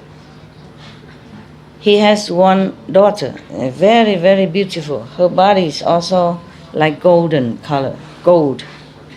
And her hair is like jewel, shining, beautiful. And she's the most beautiful girl at that time. 84,000 noble family, prince and all that. They all came to ask her for a wife. She refused them all. Now the great charity man came in front of the city wall, in front of the house, and knocked at the door, want to borrow some money. Yeah. And then she saw somebody knocking at the door, and she came out and peeped, have a look. So he came in, and she was suddenly very happy and touched in her heart. So happy, she came in and tell her father, Pa, outside there's a person knocking at the door. He is my husband. All the prince and noble people she didn't want. That's my husband. And of course, the noble rich man is so happy. Finally, she, okay, So many people came and he's already hopeless. Yeah. So if she can find one husband now, of course she's happy. So he came out happy, and he opened the door and he saw this man, very distinguished looking. Yeah. Dignified personality. So it's not like normal men. So he was very happy inside. He said, "What are you here for?" So he said, "Noble sir, my heart aching because many citizens are hungry and poor. So I volunteered to go to the deep sea to try to find precious stones and more treasure to bring it back, to give it to them." Yeah. Unfortunately, in the middle way, the robber came and took everything from us. Please, can you lend us 3,000 pieces of gold? When we come back, I will return it to you. So the noble rich man say, "Please come in the house, come in the house." There's no problem, no problem. Even 10,000 piece of gold I have. I give it to you. Oh, okay. And then he came into his store, took out gold, and he go to the store, bring his daughter with him. And as he walking, he was laughing, he said. And then, oh no, he take the gold and then he bring his daughter out also. And he was smiling and say, "This sum of gold, I give it to you. Not lending, but give it to you." Yes. And this is my daughter. You know, numerous noble prince and noble people came to ask for her hand. She refused. Today I saw you, I'm very pleased. And my daughter also agreed to marry you. Would you would you okay? Tell me if you're okay, you know. So Great Charity said, "Noble sir, at the moment I'm going out to the sea. It's more danger than luck. I don't even know if I come back or not come back or when I come back. If I accept your proposal right now, if unfortunately I have accident or die or something happen to me, then I will not fulfill my promise. What to do?" Yeah. So the nobleman said, No. Okay, when you come back and you're all perfect in one piece, then you can still accept my proposal. He said, "Okay, in that case, yes, I agree. You know, only when he come back perfect, then he will agree." That's okay then. Good compromise, right? Good compromise. And then the nobleman give him 3,000 pieces of gold, and then many other necessity, you know, food, clothing, blanket, extra, everything that he lost, he replenished them all. And of course, the young boy was very happy, and thank you, and then go. After he bring the gold and everything back, he tell everybody buy good boats and everything, you know, very thicker than normal, 7 times safer than normal boat. So smart boy, huh? Yeah. So that they can be more secure with the weather, you know, storm and big wave and all that. Okay, after that, they even wrap the rope 7 times around so the wood will not broken into pieces, huh? The wood already 7 times thick, and wrap around also 7 times with the rope. And then he came and ring the bell and tell everybody, please listen to me. We are going into the sea. It's very, very dangerous mission. You know, we have all kind of storm or big waves and even demons and all kind of, and big fish and even maybe volcano, mountain, all that, you know. Yes, very, very dangerous. Anyone that have followed me up to now, if you want to go home, then you please go. If you want to continue with me, then you stay. Yeah. Because if you're going with me now, later on, when you feel sorry, change your mind, it's too late. So you can go now, if you need to go. And anyone who care not much about your own life, yeah, you not worry much about wife and children and and brother, sister, and all that, then stay with me. If we are safe coming back, then even 7 generations will not be able to spend all of the treasure that we find. Yeah. So, okay. After he said that, he cut one of the ropes that wrap around the boat. I don't know why. Okay. Every day after he said that, he cut one rope. Until the 7th day, he cut off all the 7 ropes that wrap around. Yeah. And then, the boat is going safely and everything's smooth and nice. And the wind is also supporting them. Therefore, they go very, very fast. After a long time, then they arrive in a place where there are many gold and silver and precious stones, etc. over there. I don't know, I guess there are some places before just full of these things. Or maybe before some of the shipwreck, and then, just like some of the shipwreck, and then many people go down and search for treasure. Nowadays they still search for Titanic treasure. Yeah, similar like that. Yeah. Great Charity is a very intelligent boy. Yeah, he learned a lot. He knows a lot. He knows all kind of jewels. Yeah, which one heavy, which one light, which one is precious, which one is not too precious, other one with good quality or lesser quality. He knows everything. He can look and see right away. So he can tell everybody which one to take, because you can't take everything. Sometimes things are not very valuable, then it's just heavy for the boat and it's not much money, So he show them which one is the best to take. Take as much as he can, yeah. Because he say, do not be so greedy. Because if we take too much, then it's too heavy. The boat will sink, as our lives will be a stack.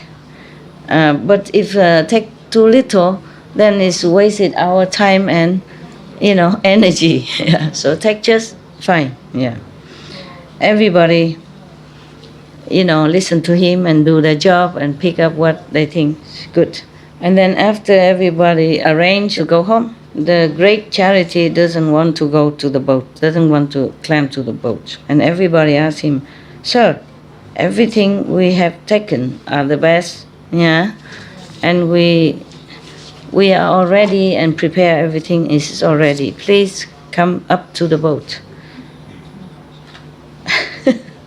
He say, no, all of you go home first. I stay here. I want to go down to the king of the ocean and ask for the wish-fulfilling gem. Then I can give to all the world people, and it's never finished. Yeah, I want to go.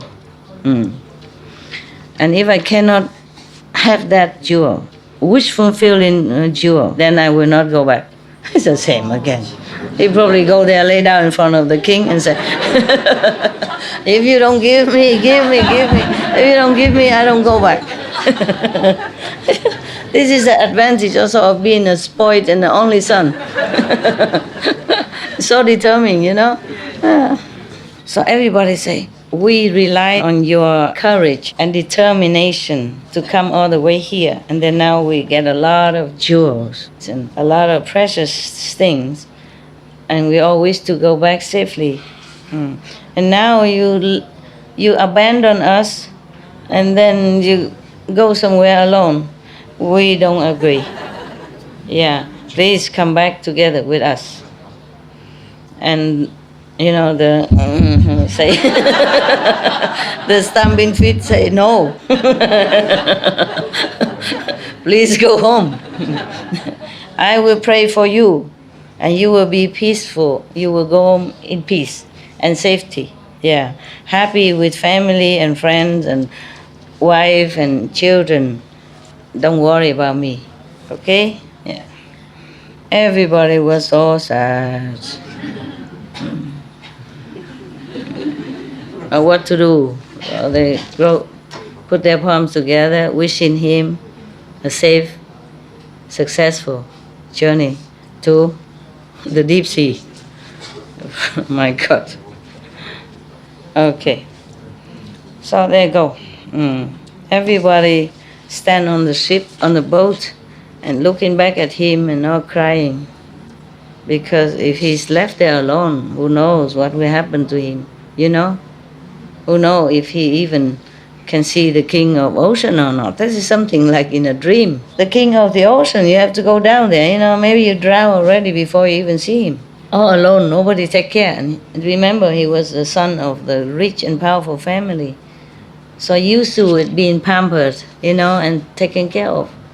Left alone on the wild island like that, who wouldn't worry? Who wouldn't feel sorry for him?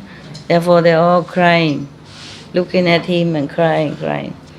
But they have to go because he's all determined already. You know, his strategy always works. Huh? I want it or I won't go, like that, you know. Yeah, okay. And then the boat disappeared from sight, from his side. And then the great charity, he knelt down and light some incense. Probably he brought some incense with him, otherwise probably that the father-in-law to be gave him also incense. Okay, he knelt down and said to the 10 direction Buddha thus, obeisance to 10 direction of great wisdom, great compassion, enlightened Buddhas. Please be my witness. I do not fear the long distance and the dangerous journey going to the sea to take out the treasures, to help other citizens, so that they will not be hungry and thirsty anymore. This merit I dedicate to all the Buddhas in the 10 directions. I want to forward it only to my Buddhahood in the future, meaning he doesn't want to be a god or a powerful human being, such thing like that, ephemeral things. Yeah. I am very, very sincere. So please protect all the person who came with me and now they're going back home. Protect them, bring them home safely, and no accident, no trouble for them. And then he's going down to the sea now. The first day he went, the water is up to his knees. And then when he went together 7 days, and the water up to his waist. And then 7 more days, the water up to his neck. And then he has to swim 7 more days, 7 days swimming. And then he will arrive at the mountain. He broke out 2 branches of tree has 2 walking sticks so that he climbed the mountain. 7 days after he arrived at the top. 7 days he's walking on top of the mountain, and then he come down. Come down the other side, Yeah. And then 7 more days, he walked around, on the foot of the mountain, and then he found a water stream. In the water, they have a lot of lotus, golden lotus. Not yellow lotus, but golden, yes. But he saw many of the poisonous snakes in there as well. Yeah. Either they lie on top of the lotus or they lay around on the leaf. So he saw that. So he sat down, crossed his legs, and then he tried to concentrate on the samadhi kind of meditation. And he was thinking these snakes in the former lives must be a kind of jealous, angry persons. So now they are exiled here as snakes, reborn as snakes. Look, the body look bad and everything is not good for them. Suddenly, because of the love and the compassion of the great charity in meditation, all these snakes suddenly has no more poison. Their poison disappear. So, after that, the great charity man just walked on the flower to the other side of the water. no snake bite him.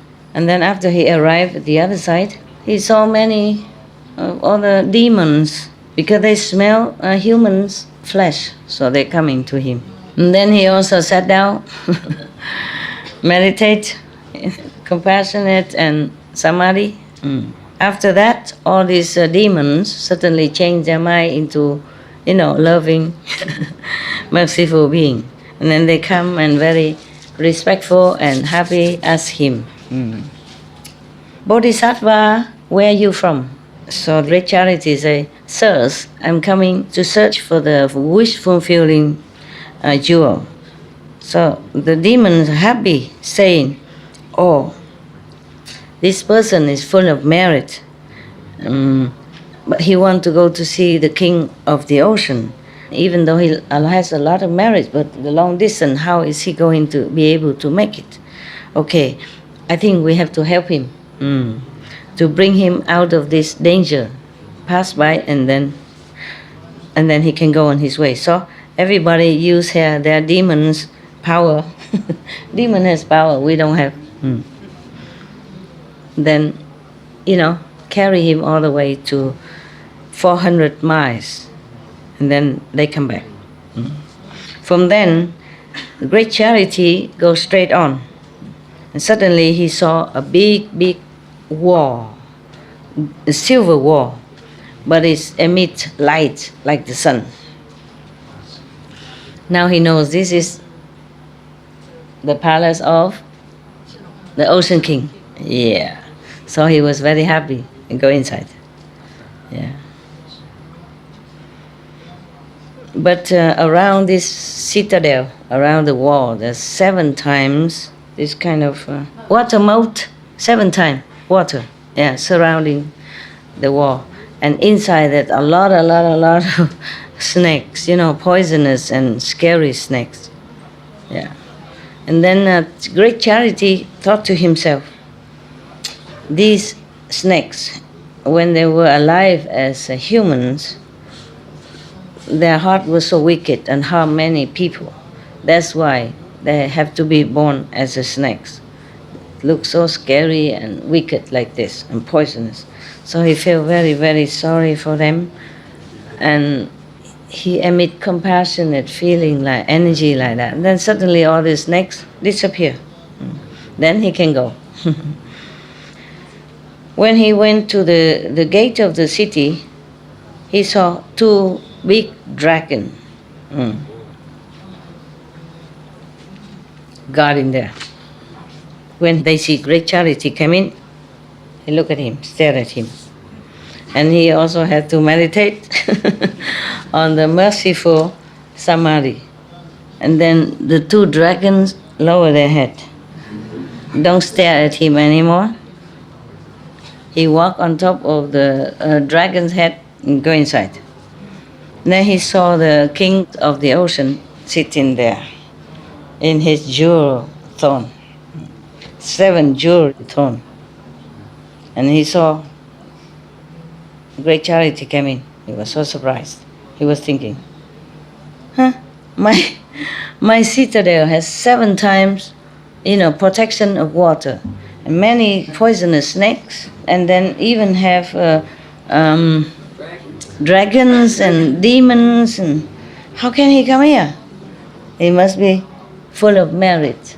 Okay? Yes. And then the king of ocean felt very respectful then. Yeah. Who else would come here? Very respectful. He came out, welcomed him, and asked him to sit on one of the dais, which are made of 7 jewels, 7 precious stones, and then bring all the beautiful food and drink offered to him. After that, he asked him, Sir, you came here for anything important? So they say, Your Majesty, the people on the earth surface, they are very hungry and thirsty, they're poor.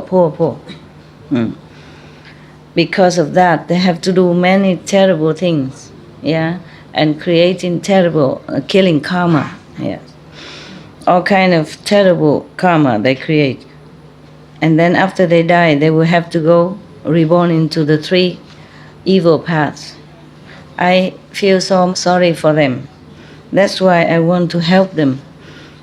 Therefore, I don't mind the long distance and the danger coming here to pay obeisance to you and ask you for the wish fulfilling jewel, yes, so that I can go home and help everyone on the planet.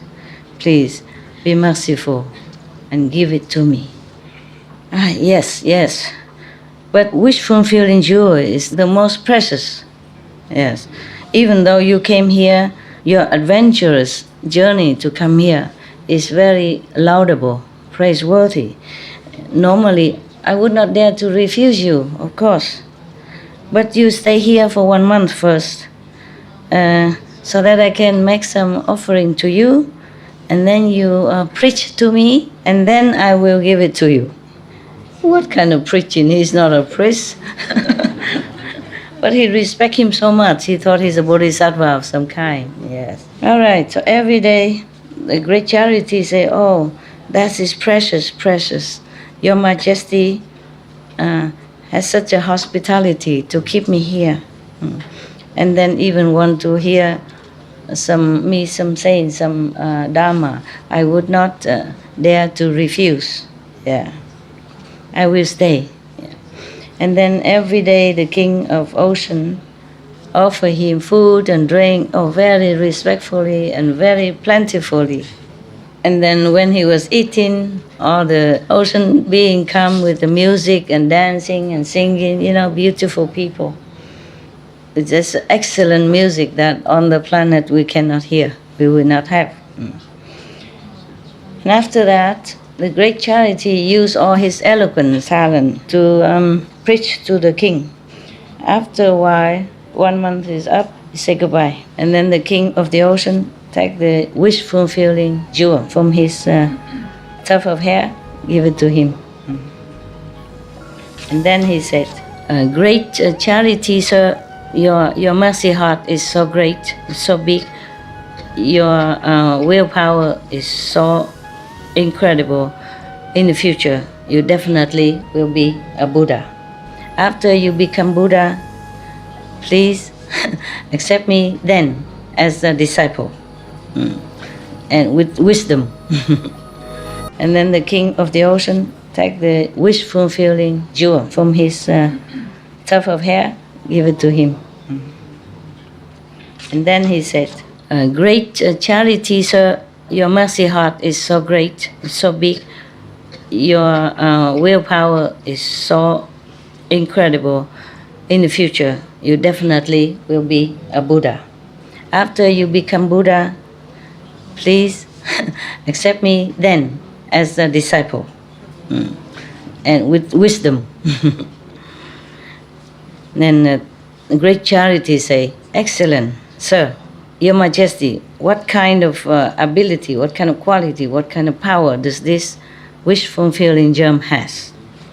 So the king say, great charity, this jewel has the power to make a rain in 2,000 square miles, yeah?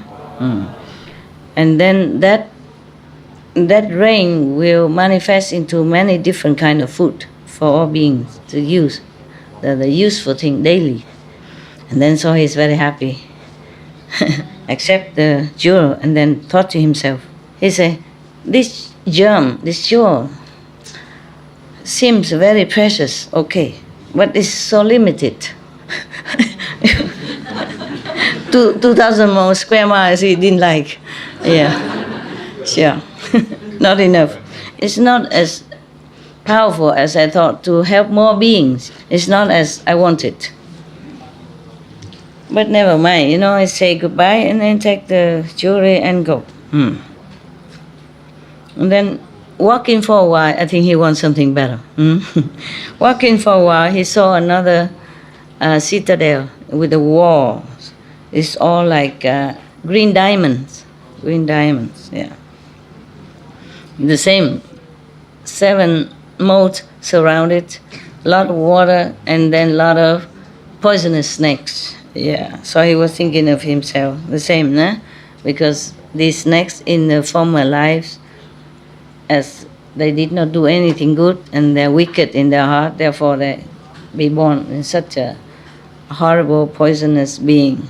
I have to feel sorry and try to bless them somehow. Yeah, after that he sit down, and then go in samadhi with a merciful intention and loving them and feeling very, very protective for them. And then after that, of course, all the snakes has no more poisonous quality, the poison gone. And then he got up, walked on the heads of these snakes to go in, because it's water. So he walked on it like stone to go inside. And when he go in front of the gate, the citadel, he saw 2 dragons, the same, stopping him. And then the same, he do the same thing. When the dragons saw him, they look at him very violently, wickedly, as if say, don't go, don't come in. And then he also sit down, meditate. Yeah. And his merciful energy changed them. And then suddenly they lower their head and become very sweet, like house pets. So he walk on their head, go inside. And this another ocean king sat on his 7-jewel throne and was thinking, my God, how can this person go in through all these protective layers of water and snakes and dragons and demons and Dracula, vampire and all that. So this one is not a normal person. He must have a lot of merit and power. So then he came out and greet him, welcome him respectfully, and ask him to sit. And 7 jewel days. Okay, good. Okay, is it made with 7 jewel or something? No, huh? Okay. And then tell his subordinate brings food and drink the best from the ocean to offer to this man. So he asked, Bodhisattva, where are you from? Is there something necessary here that you that you have to come here? So he said, Your Majesty, I'm from earth above. Yeah, I come here requesting you the wish fulfilling jewel to help my people. Okay, he said, good sir, this wish fulfilling jewel is very, very rare thing, in the world. If you want to have it, please stay here 2 months. Yeah, every day, give me a lecture. Yeah, teach me, read me story from the Buddha Sutra. I like. And then after that, I would give it. Okay, yeah. So that I can also have a chance to make offering to you. Since the person is rare, so he want to make offering. Yeah, respect. Okay. So great charity say, so precious. If Your Majesty would really require Buddha's true Dharma teaching, I will, of course, share it with you. And then the king of the ocean asked his people to make a very high dais, high platform. You know why they do that? Why high? Why not low? Huh? Can see. So everyone else can see. Probably he gathered all his citizens to come and look at him. So he has to sit very high. Yeah, even the musician, they build a high platform for them to play so that all the audience can see. Yeah, right. Okay, so every day, after making the very high days, a high platform for great charity to come up every day 2 times, I request him to give them the Dharma of the Buddha. After 2 months, of course, they say goodbye. And then the king of the ocean take the jewel from here, offer it to him. He said, great charity, your heart is so vast, your compassion is immense. In the future, definitely you will become Buddha. After you become Buddha, I will be your disciple with with the magic power. Yeah. The other one with wisdom. Maybe that was Manchushri then. Who knows? Yeah? Manchushri, maybe that. And this one want to be a disciple with magic power. All right. So, the great charity say, excellent, excellent. Thank you very much. Yeah, so will it be. But please tell me, what kind of quality and power does this jewel has? So the king of ocean say, sir, this one can rain down food for all beings within 4,000 square miles. So he's very happy, better than before, upgraded. So he take the jewel, but then he thought to himself, this is better than the other one, but still, it's so limited. Greedy Buddha. It's not as much as I wished, or planned. It's okay, the king and all his officials and citizens see him off. Yeah. After they don't see him anymore, walk too far already, then they came home. Meaning so respectful and so reluctant to let him go. After a while, he saw another citadel. The wall is all made with gold. Beautiful, beautiful. And the light emitted from that citadel wall brightened 100 square miles around it. And then when he go near, he saw also 7 moats around with water and all that, and a lot of snakes, etc., etc. And he did the same thing. He feels sorry for them, and then he sit down and meditate, and their poison gone, and then they all put their head down, and then he walked on them to go in. And then, of course, he saw the 2 dragon again, like this to guard the gate. So he also sit down, meditate, emitting his compassion energy. Yeah. And then the dragon also bend their head, look very sweet and honey, like a pet. Then he walk on them, go inside. Yeah. And then the king, another king of ocean. There are different kings of ocean. Yeah. Sitting on his 7-jewel throne, saw somebody come in, surprise, blah, blah, blah, blah. Yeah. Yeah, must be a very meritorious person. Yeah. So he come out feeling very respectful and welcome him in and ask, bring all the best food I'll give to him, blah, blah, blah, and ask him, what are you here for? Is there something that you need? So he say, da, da, da, na, na, na, the same like before. You know already, yeah? Yes, all the beings there are very suffering from thirst and hunger. I came here because I love them, I feel sorry and love them so much. I come here from the long distance to ask you for a wish fulfilled jewel, so that my people will have no more suffering. Yeah. So he said, yeah, that is a precious. Probably have to stay a year, yeah. Oh, no, 4 months. Yeah. If you want it, you stay 4 months, preach to me so that I know some of the Buddha's true Dharma, then I will give it to you. Okay, that's very good, very good. If you want to have Buddha's Dharma, I will sincerely offer you the ultimate teaching. Yeah. All right. The king of ocean, this king of ocean, happy every day. Give him good food, good drink, and then every time with the musician and dancer, singer, etc. Yeah. And then the great charity person, of course, go up on the high days and preach to them the best. Yeah.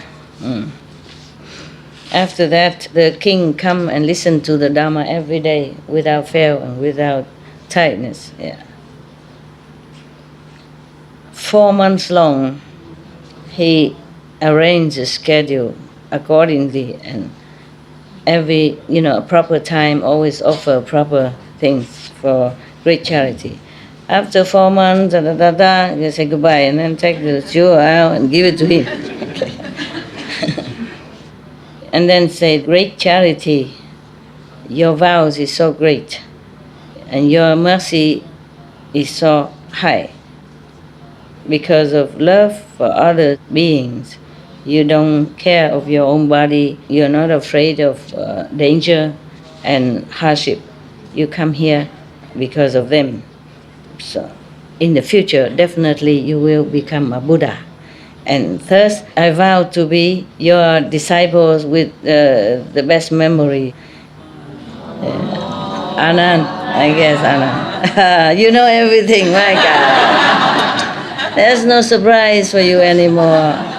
I was going to surprise you, but now you know everything. Okay, so he asked, excellent. If you vow like that, this is really, really good. Definitely you will have your wish fulfilled. Well, could you please tell me the quality, the ability of this jewel? So he said, this jewel can rain down 7 kind of jewels in the vicinity of 8,000 miles square. Jewel now, and not just food and clothes. And so he was very happy to take it. And then he thought to himself, you know what he thought, right? Huh? What? What did he think? Huh? Not enough. We are not enough. Not enough. Not enough. Yeah. He said, this one is better than the other 2. And he was happy and he was thinking, the earth is only about 7,000 square miles, probably his country. Yeah. He don't know much further than that, I guess, From here, look to there and the earth finished, right? Around and you go to here, oh, that's it. So but this one covers 8,000 square miles, so that's okay for me. Yeah, it's enough. Yes. Yeah, because his earth is so small, only 7,000 square miles, and this jewel can rain down, precious stuff for 8,000 square miles. So that's okay.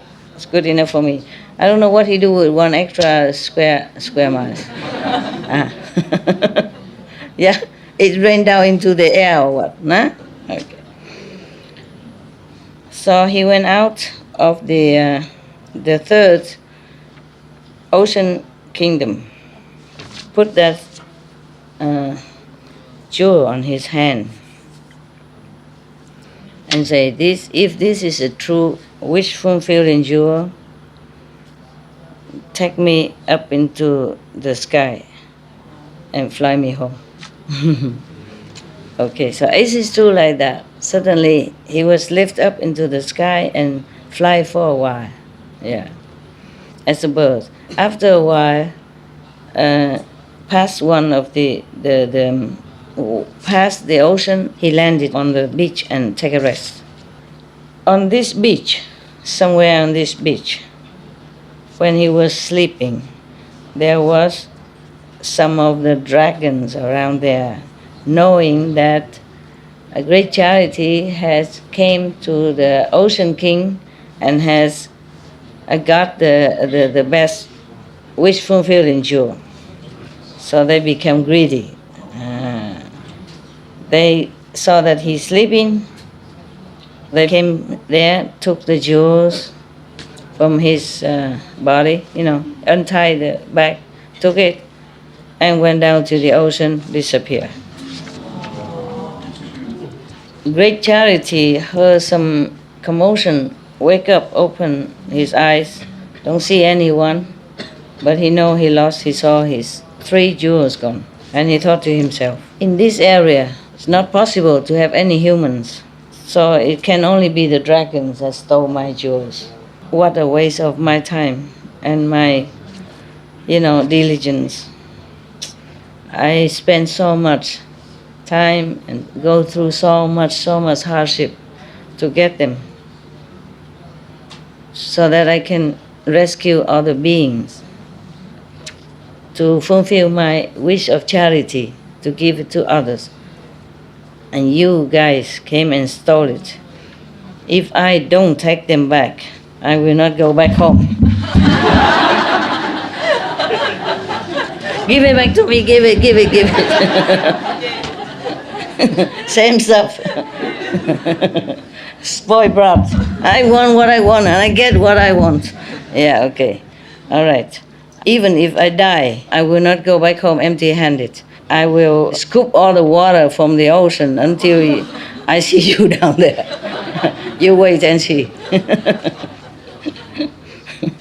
So he's going to empty the ocean now, so that the dragon has nowhere to hide. Oh God. He was just talking to himself like that, and then he was looking for something to scoop the water. And he saw to empty the back of the turtle, you know? Yeah, to empty turtle shell. Yeah. So he took it. And then suddenly one of the gods of the ocean, not the king of the ocean, but, you know, some of the protective gods of the ocean appear and say to him, this ocean is 336,000 miles deep. Yeah. Is that deep? Yeah? Very deep. Very deep? 336,000 miles deep? That's deep, huh? Normal sea is like that, right? Or deeper? Less? Less deep? Oh, this is really deep. Even the whole earth, people come here and scoop it all up. The water will never empty. So only you alone. How can you empty the ocean? So the stampede fish say to him again, you should know, if you're determined to do something, it will be done. I spent a lot of trouble, and I went to a lot of trouble and time to get the jewels in order to help all beings, all my human fellows. So difficult, so hard, so dangerous. And then I could even get it, yeah? Because I want to become Buddha. So this is a scoop in the water, how empty the ocean is. It's nothing that difficult. I could do it. Even the whole earth, people come here and scoop it all up. The water will never empty. So only you alone. How can you empty the ocean? So the stampede fish say to him again, you should know, if you're determined to do something, it will be done. I spent a lot of trouble, and I went to a lot of trouble and time to get the jewels in order to help all beings, all my human fellows. So difficult, so hard, so dangerous. And then I could even get it, yeah? Because I want to become Buddha. So this is a scoop in the water, how empty the ocean is. It's nothing that difficult. I could do it. It cannot be more difficult than the journey he had undertaken. You know, that's what he said. And then at that time there was a person on the peaceful heaven. Look down and see that great charity is so determined, you know, to do good work, to help all beings in the world. And then now the dragon stole it from him. He feels it's not fair. So he asked many of his friends in heaven, heaven friends, come down and quietly help, you know, invisibly, but helping him. Yeah. Whenever great charity scoop the water, then he and other friends put their heavenly raiment inside the water, you know, wet in it, yeah, and take it somewhere else and squeeze the water out. So he do some, they do some, but they do quietly. He didn't see it. Yeah.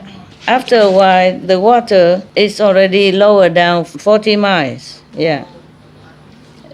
After one time, 40 miles lower, and then 2 times 80 miles, 3 times 120 miles lower.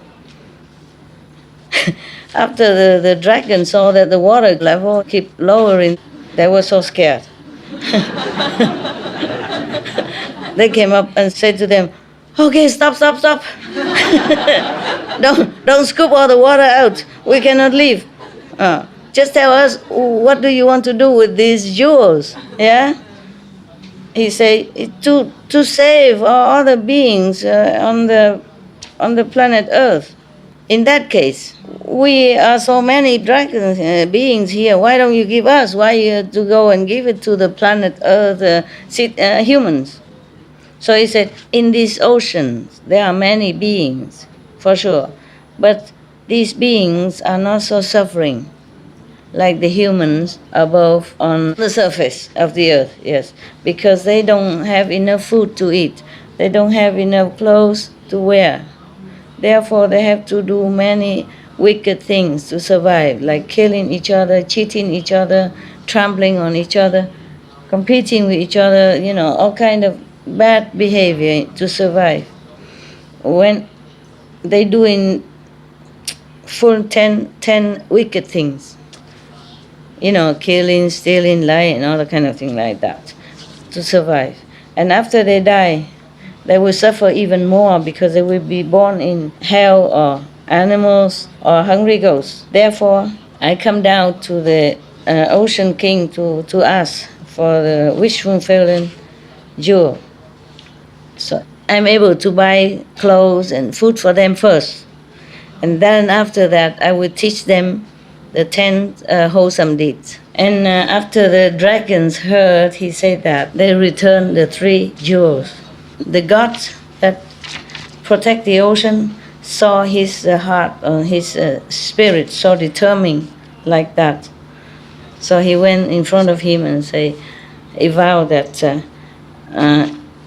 your determination is so powerful. Your heart is so great. In future, you definitely will be a Buddha.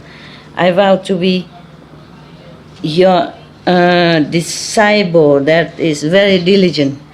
Who is a diligent disciple of Buddha? Number 1 diligent, who was it?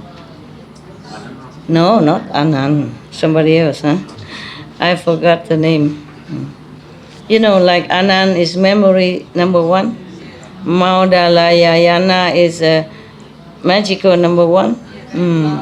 Sariputra is wisdom number 1. Mahakaship is number 1 diligent. Yeah, practicing diligent. Okay, I think. If not, we are sorry. We are not Anand, we don't remember too much. So after he took the jewels back, he flew up, and then he looked down, he saw the people who was with him before in his group. So he landed down. They all see him, so happy, so glad to see him safe, come back. So they asked him, where are you from? Where have you come from? Where did you come from? We are so happy to see the best friend. Yes. And then they all shake his hand, hug him, kiss him, blah, blah, blah. And then all together they go back to his country, Phóng Bạc. Katile, the father, heard that great charity, came back from the sea safe and sound.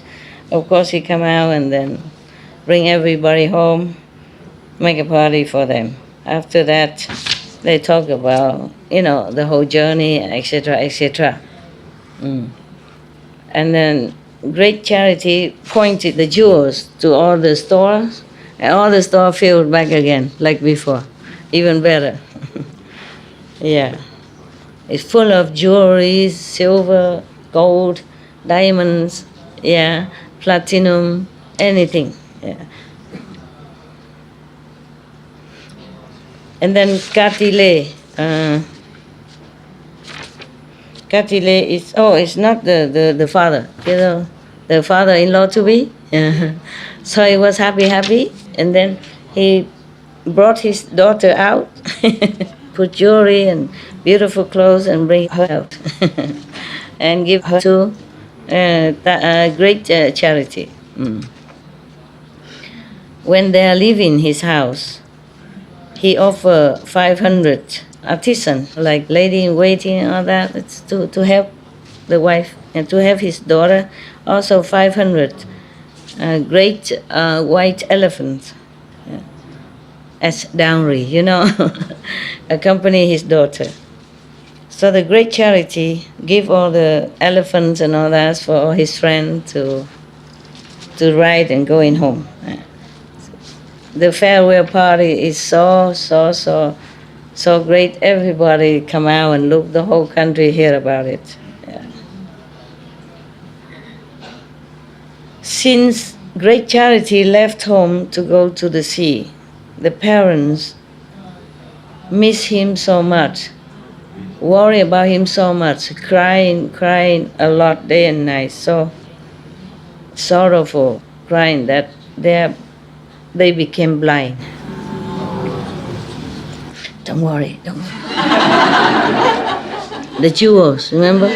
So when a great charity came back, he came and prostrate in front of the parents and etc., asking for health and all that and everything else.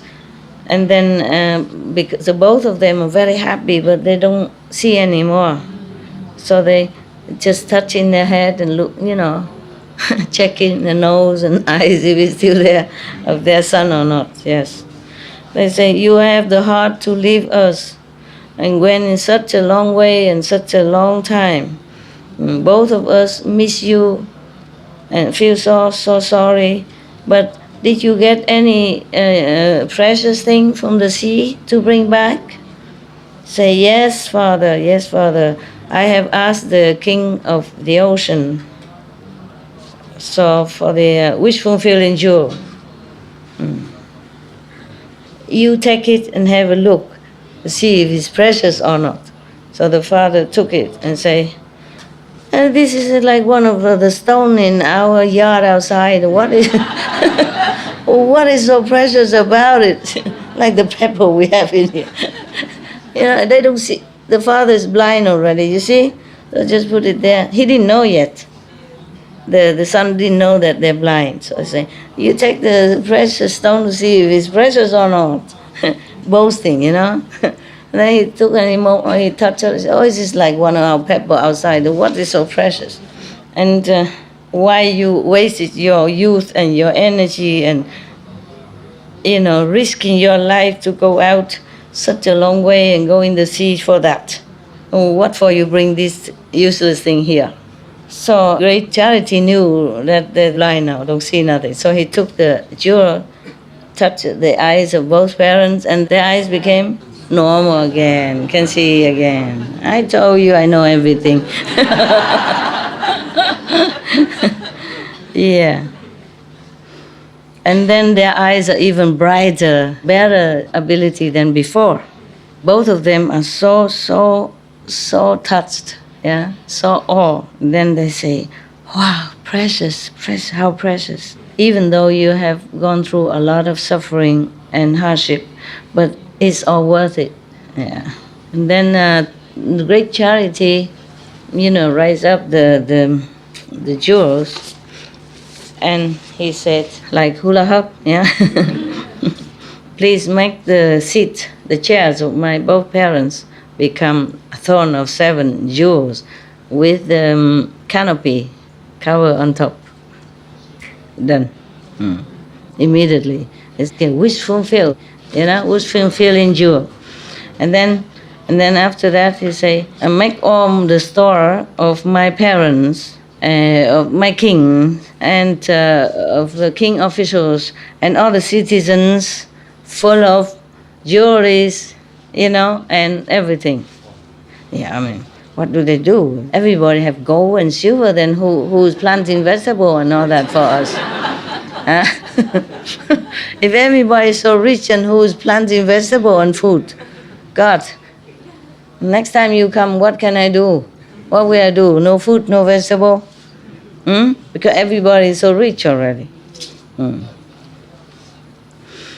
After he said that, the whole country, from the king to the poorest citizen, all their houses are full of jewels and gold and silver, and other stuff. everybody was so surprised and happy.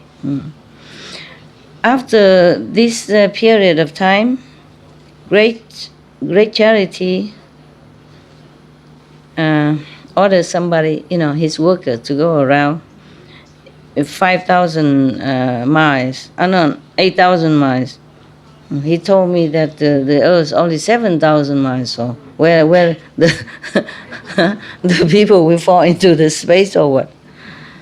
And tell everybody, announcing to everyone, great charity has gone out into the sea and safe and happy to come back. Everyone, whatever you want, food or drink or anything, you will have it.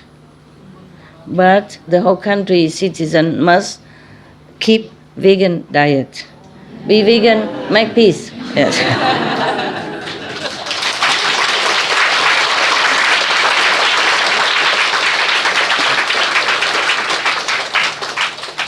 Then you will be able to enjoy this blessing.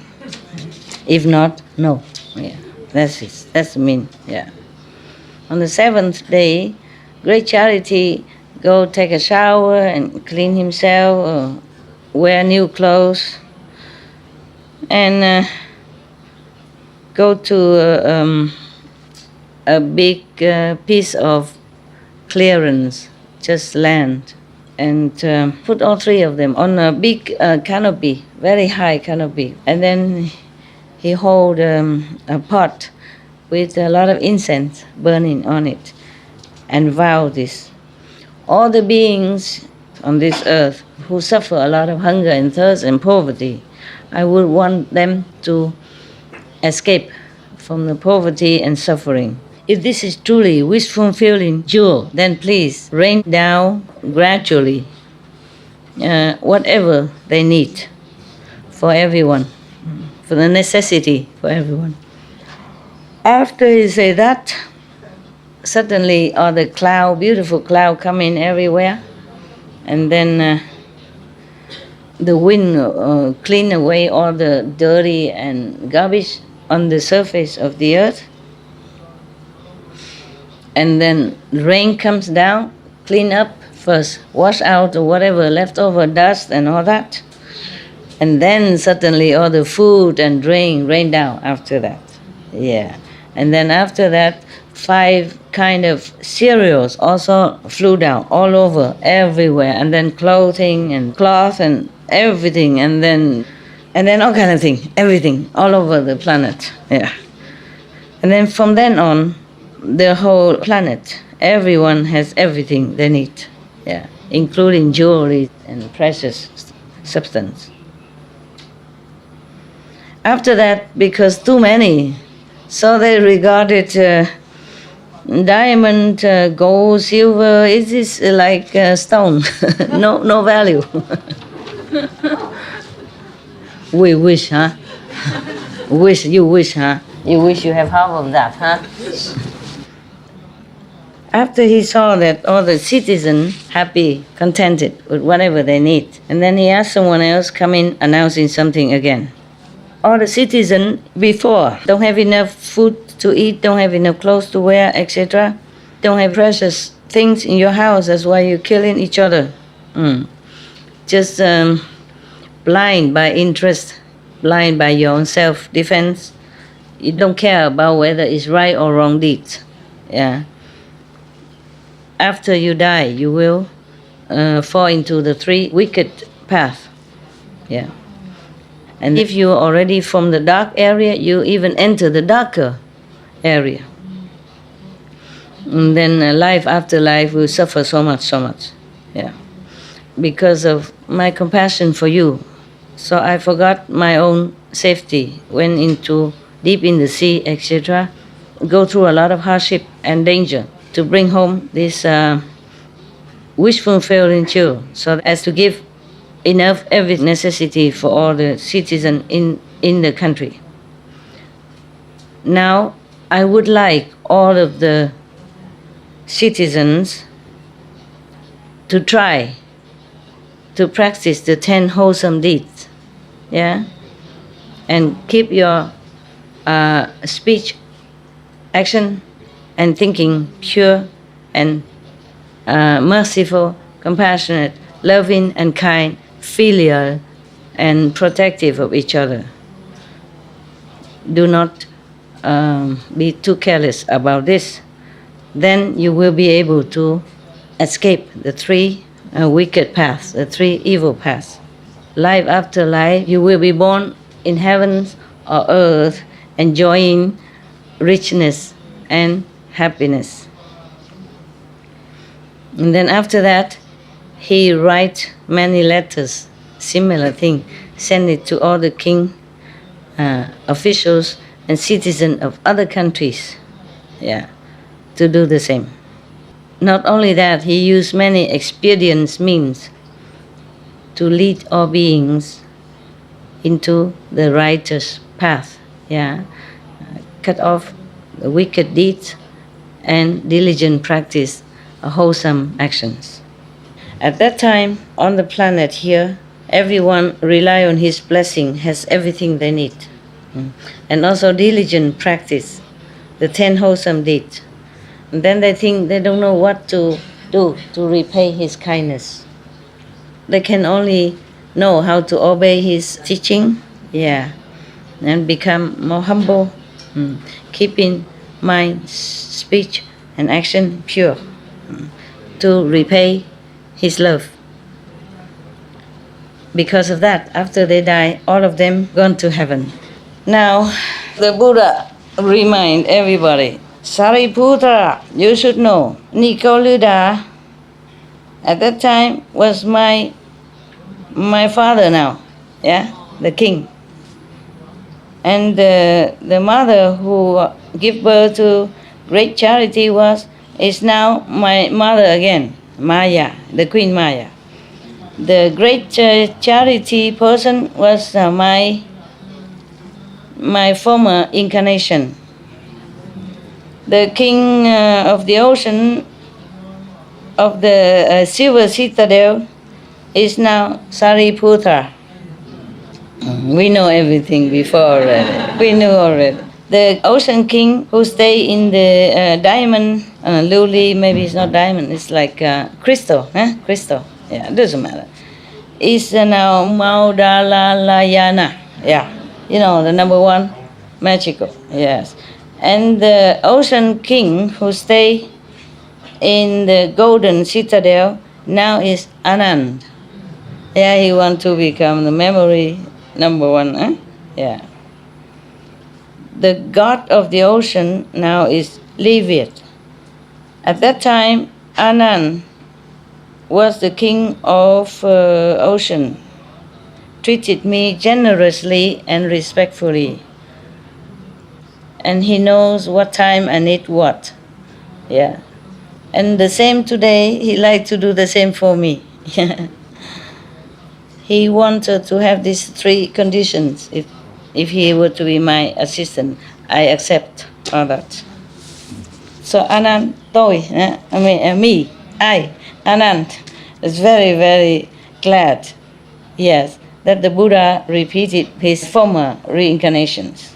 So he stood up, kneel straight in front of the Buddha, put his palm together and said, "Praise be the World Honor One. I sincerely wish to be your assistant, your attendant. Please accept me." So everybody was so happy and touched, because of hearing the Buddha's story of a past lifetime, how he sacrificed, how he risked his life for everyone else. And then everybody concentrate, meditate. At that time, some people reach such and such. Some people even reach Arahant. Some people even reach Patekya Buddha. Other even inspired to seek Buddhahood. Other also even reach the level of non-retreat, non-return. Everyone happy, bowed to the Buddha and withdrew. End the story.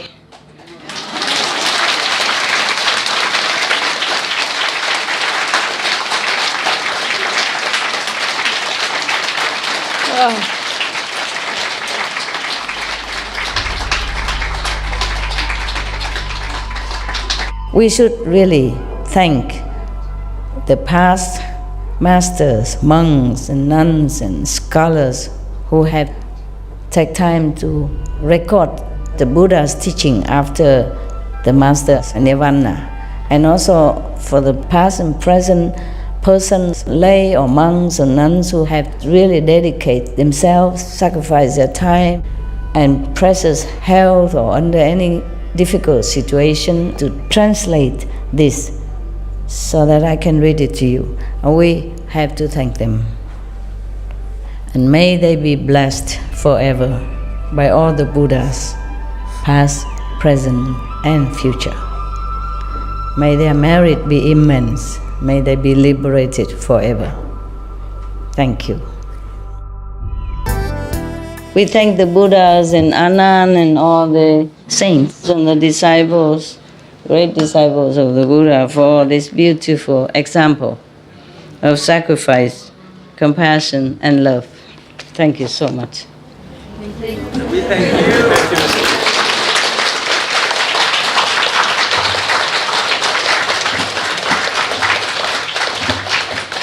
I say thank you, I say thank you the Buddha and Anand. I didn't mean thank you, but thank you for listening. Yeah. Okay, yeah, any question? Thank you, Master, for reading these beautiful sutras for us in last days. And this really enlightened our mind to understand the Buddhist and what Shakyamuni Buddha has done for us, for the living beings. And we were truly ignorant because before, for example, I don't really believe if people bow to some Buddha's image Status, or yes. giving something, and that's all nonsense. I was thinking like that way, and I am feeling now very pity. And if I continue thinking like that way, it was really bad. Yeah. Because now in Mongolia, we are the Buddhist country. Yes. And we are trying to work with monastery, the head of the monks, to promote vegan. And as you said, the lamas eating meat. No, he's not eat meat anymore. The Dalai Lama? No. Oh, the Mongolian lamas. Okay. And that was really a hard thing for us to see. Yeah. But suddenly, maybe half a year ago, the head of the monastery's initiative, the monastery has own very big vegetarian restaurant. Vegetarian restaurant? Restaurant. Okay. Before they have never talked about like that kind of things, but suddenly they open a restaurant? Accepted to have such a restaurant. Okay. And the Krishna. The what? Krishna. Krishna school? Krishna, yes. School. Hare Krishna. No. The Hare Krishna disciples made that restaurant, to run their restaurant. For the Buddhist monastery. Okay, wonderful. A good cooperation. Yeah, good cooperation. And we helped them to promote that restaurant. And we now continuously, exactly what we are trying to promote people is don't kill animal for people die. In 49 days, don't kill animals. That was the first thing we were trying to promote, using the head of the monastery. Yeah. Because if he speak, it's like a pop speaking in Italy. Of course. So it's very important to influence. Should be the example. Yes. And second thing we're trying to promote is don't kill animals, celebrating for newborn baby. After 2 years, also celebration, like a very big celebration. Also kill animals, yeah. These two kind of things we are trying to start to promote to all nations. Very good. And Excellent. this is stories really, linkage with what we are doing and really helpful for us. We Yeah. are on the right way. Right road, yeah. You go home, print this Buddhist Sutra, copy from internet and give it to them. Yeah, and I also would like to name of this sutra, if possible, if it's have a What name. sutra? The sutra you read for Now? This one or the other? yeah, if it has a name, we would like It has to a find name, it. yeah, but it's Vietnamese. But Okay. Maybe translate. I don't really know how to translate it. There's the one, the past vows of Erstwhile Bodhisattva. That's good enough, even. Yes. Yeah, okay. Another one? This one I don't know. They don't say any in English here. Just all the Buddha's, I guess, Buddha's past life story, huh? You check it out, okay? This is all about Buddha's past life and his great disciples' past life. According to the Vietnamese name, and this is like the Sutra of Sages, saints and sages. We have a great master, so we ignore other masters, and now we understood it was wrong. We should pray for Earth Star Buddha and other Buddhas. And Master, if you allow us, or if you, we have our singer brother in here. Who? This brother, our Mongolian brother, he is a singer. Singer. And to enjoy you a little bit after reading these long sutras, we would like to sing.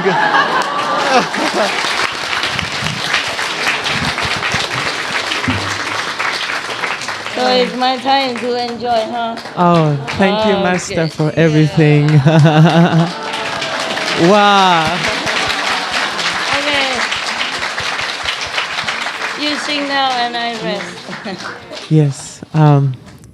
Master, so first we would like to dedicate this song to you, which was composed and dedicated to you by our initiate brothers.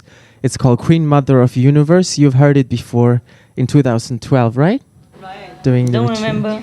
All right, so let's do it one more time, and all Sing the again. Mongol initiates, let's sing together for Master. Багштай хамтдаа дуулж өгцгөөе. Хаан хорвоо гэрэл төлөсөн хатан дээд жимнэ харин илчээ цацруулсан цаглашгүй хачтан минь Бурхадын гигэн орносоо буугаад тамин ирвүүдээ боян заяаг минь тэгшэлсэн буэн аялгоо харилвуда уйли минь үрийг нэмиглэн байж зовжлос явада хөрхи минь Urin zolai gunislang bait Jarajil sugada hiji minne Borkhadin gigeng ornoso Bohad tamin irvude Boyan zayagmin tikşilsen Bueng ayadgo kharidvoda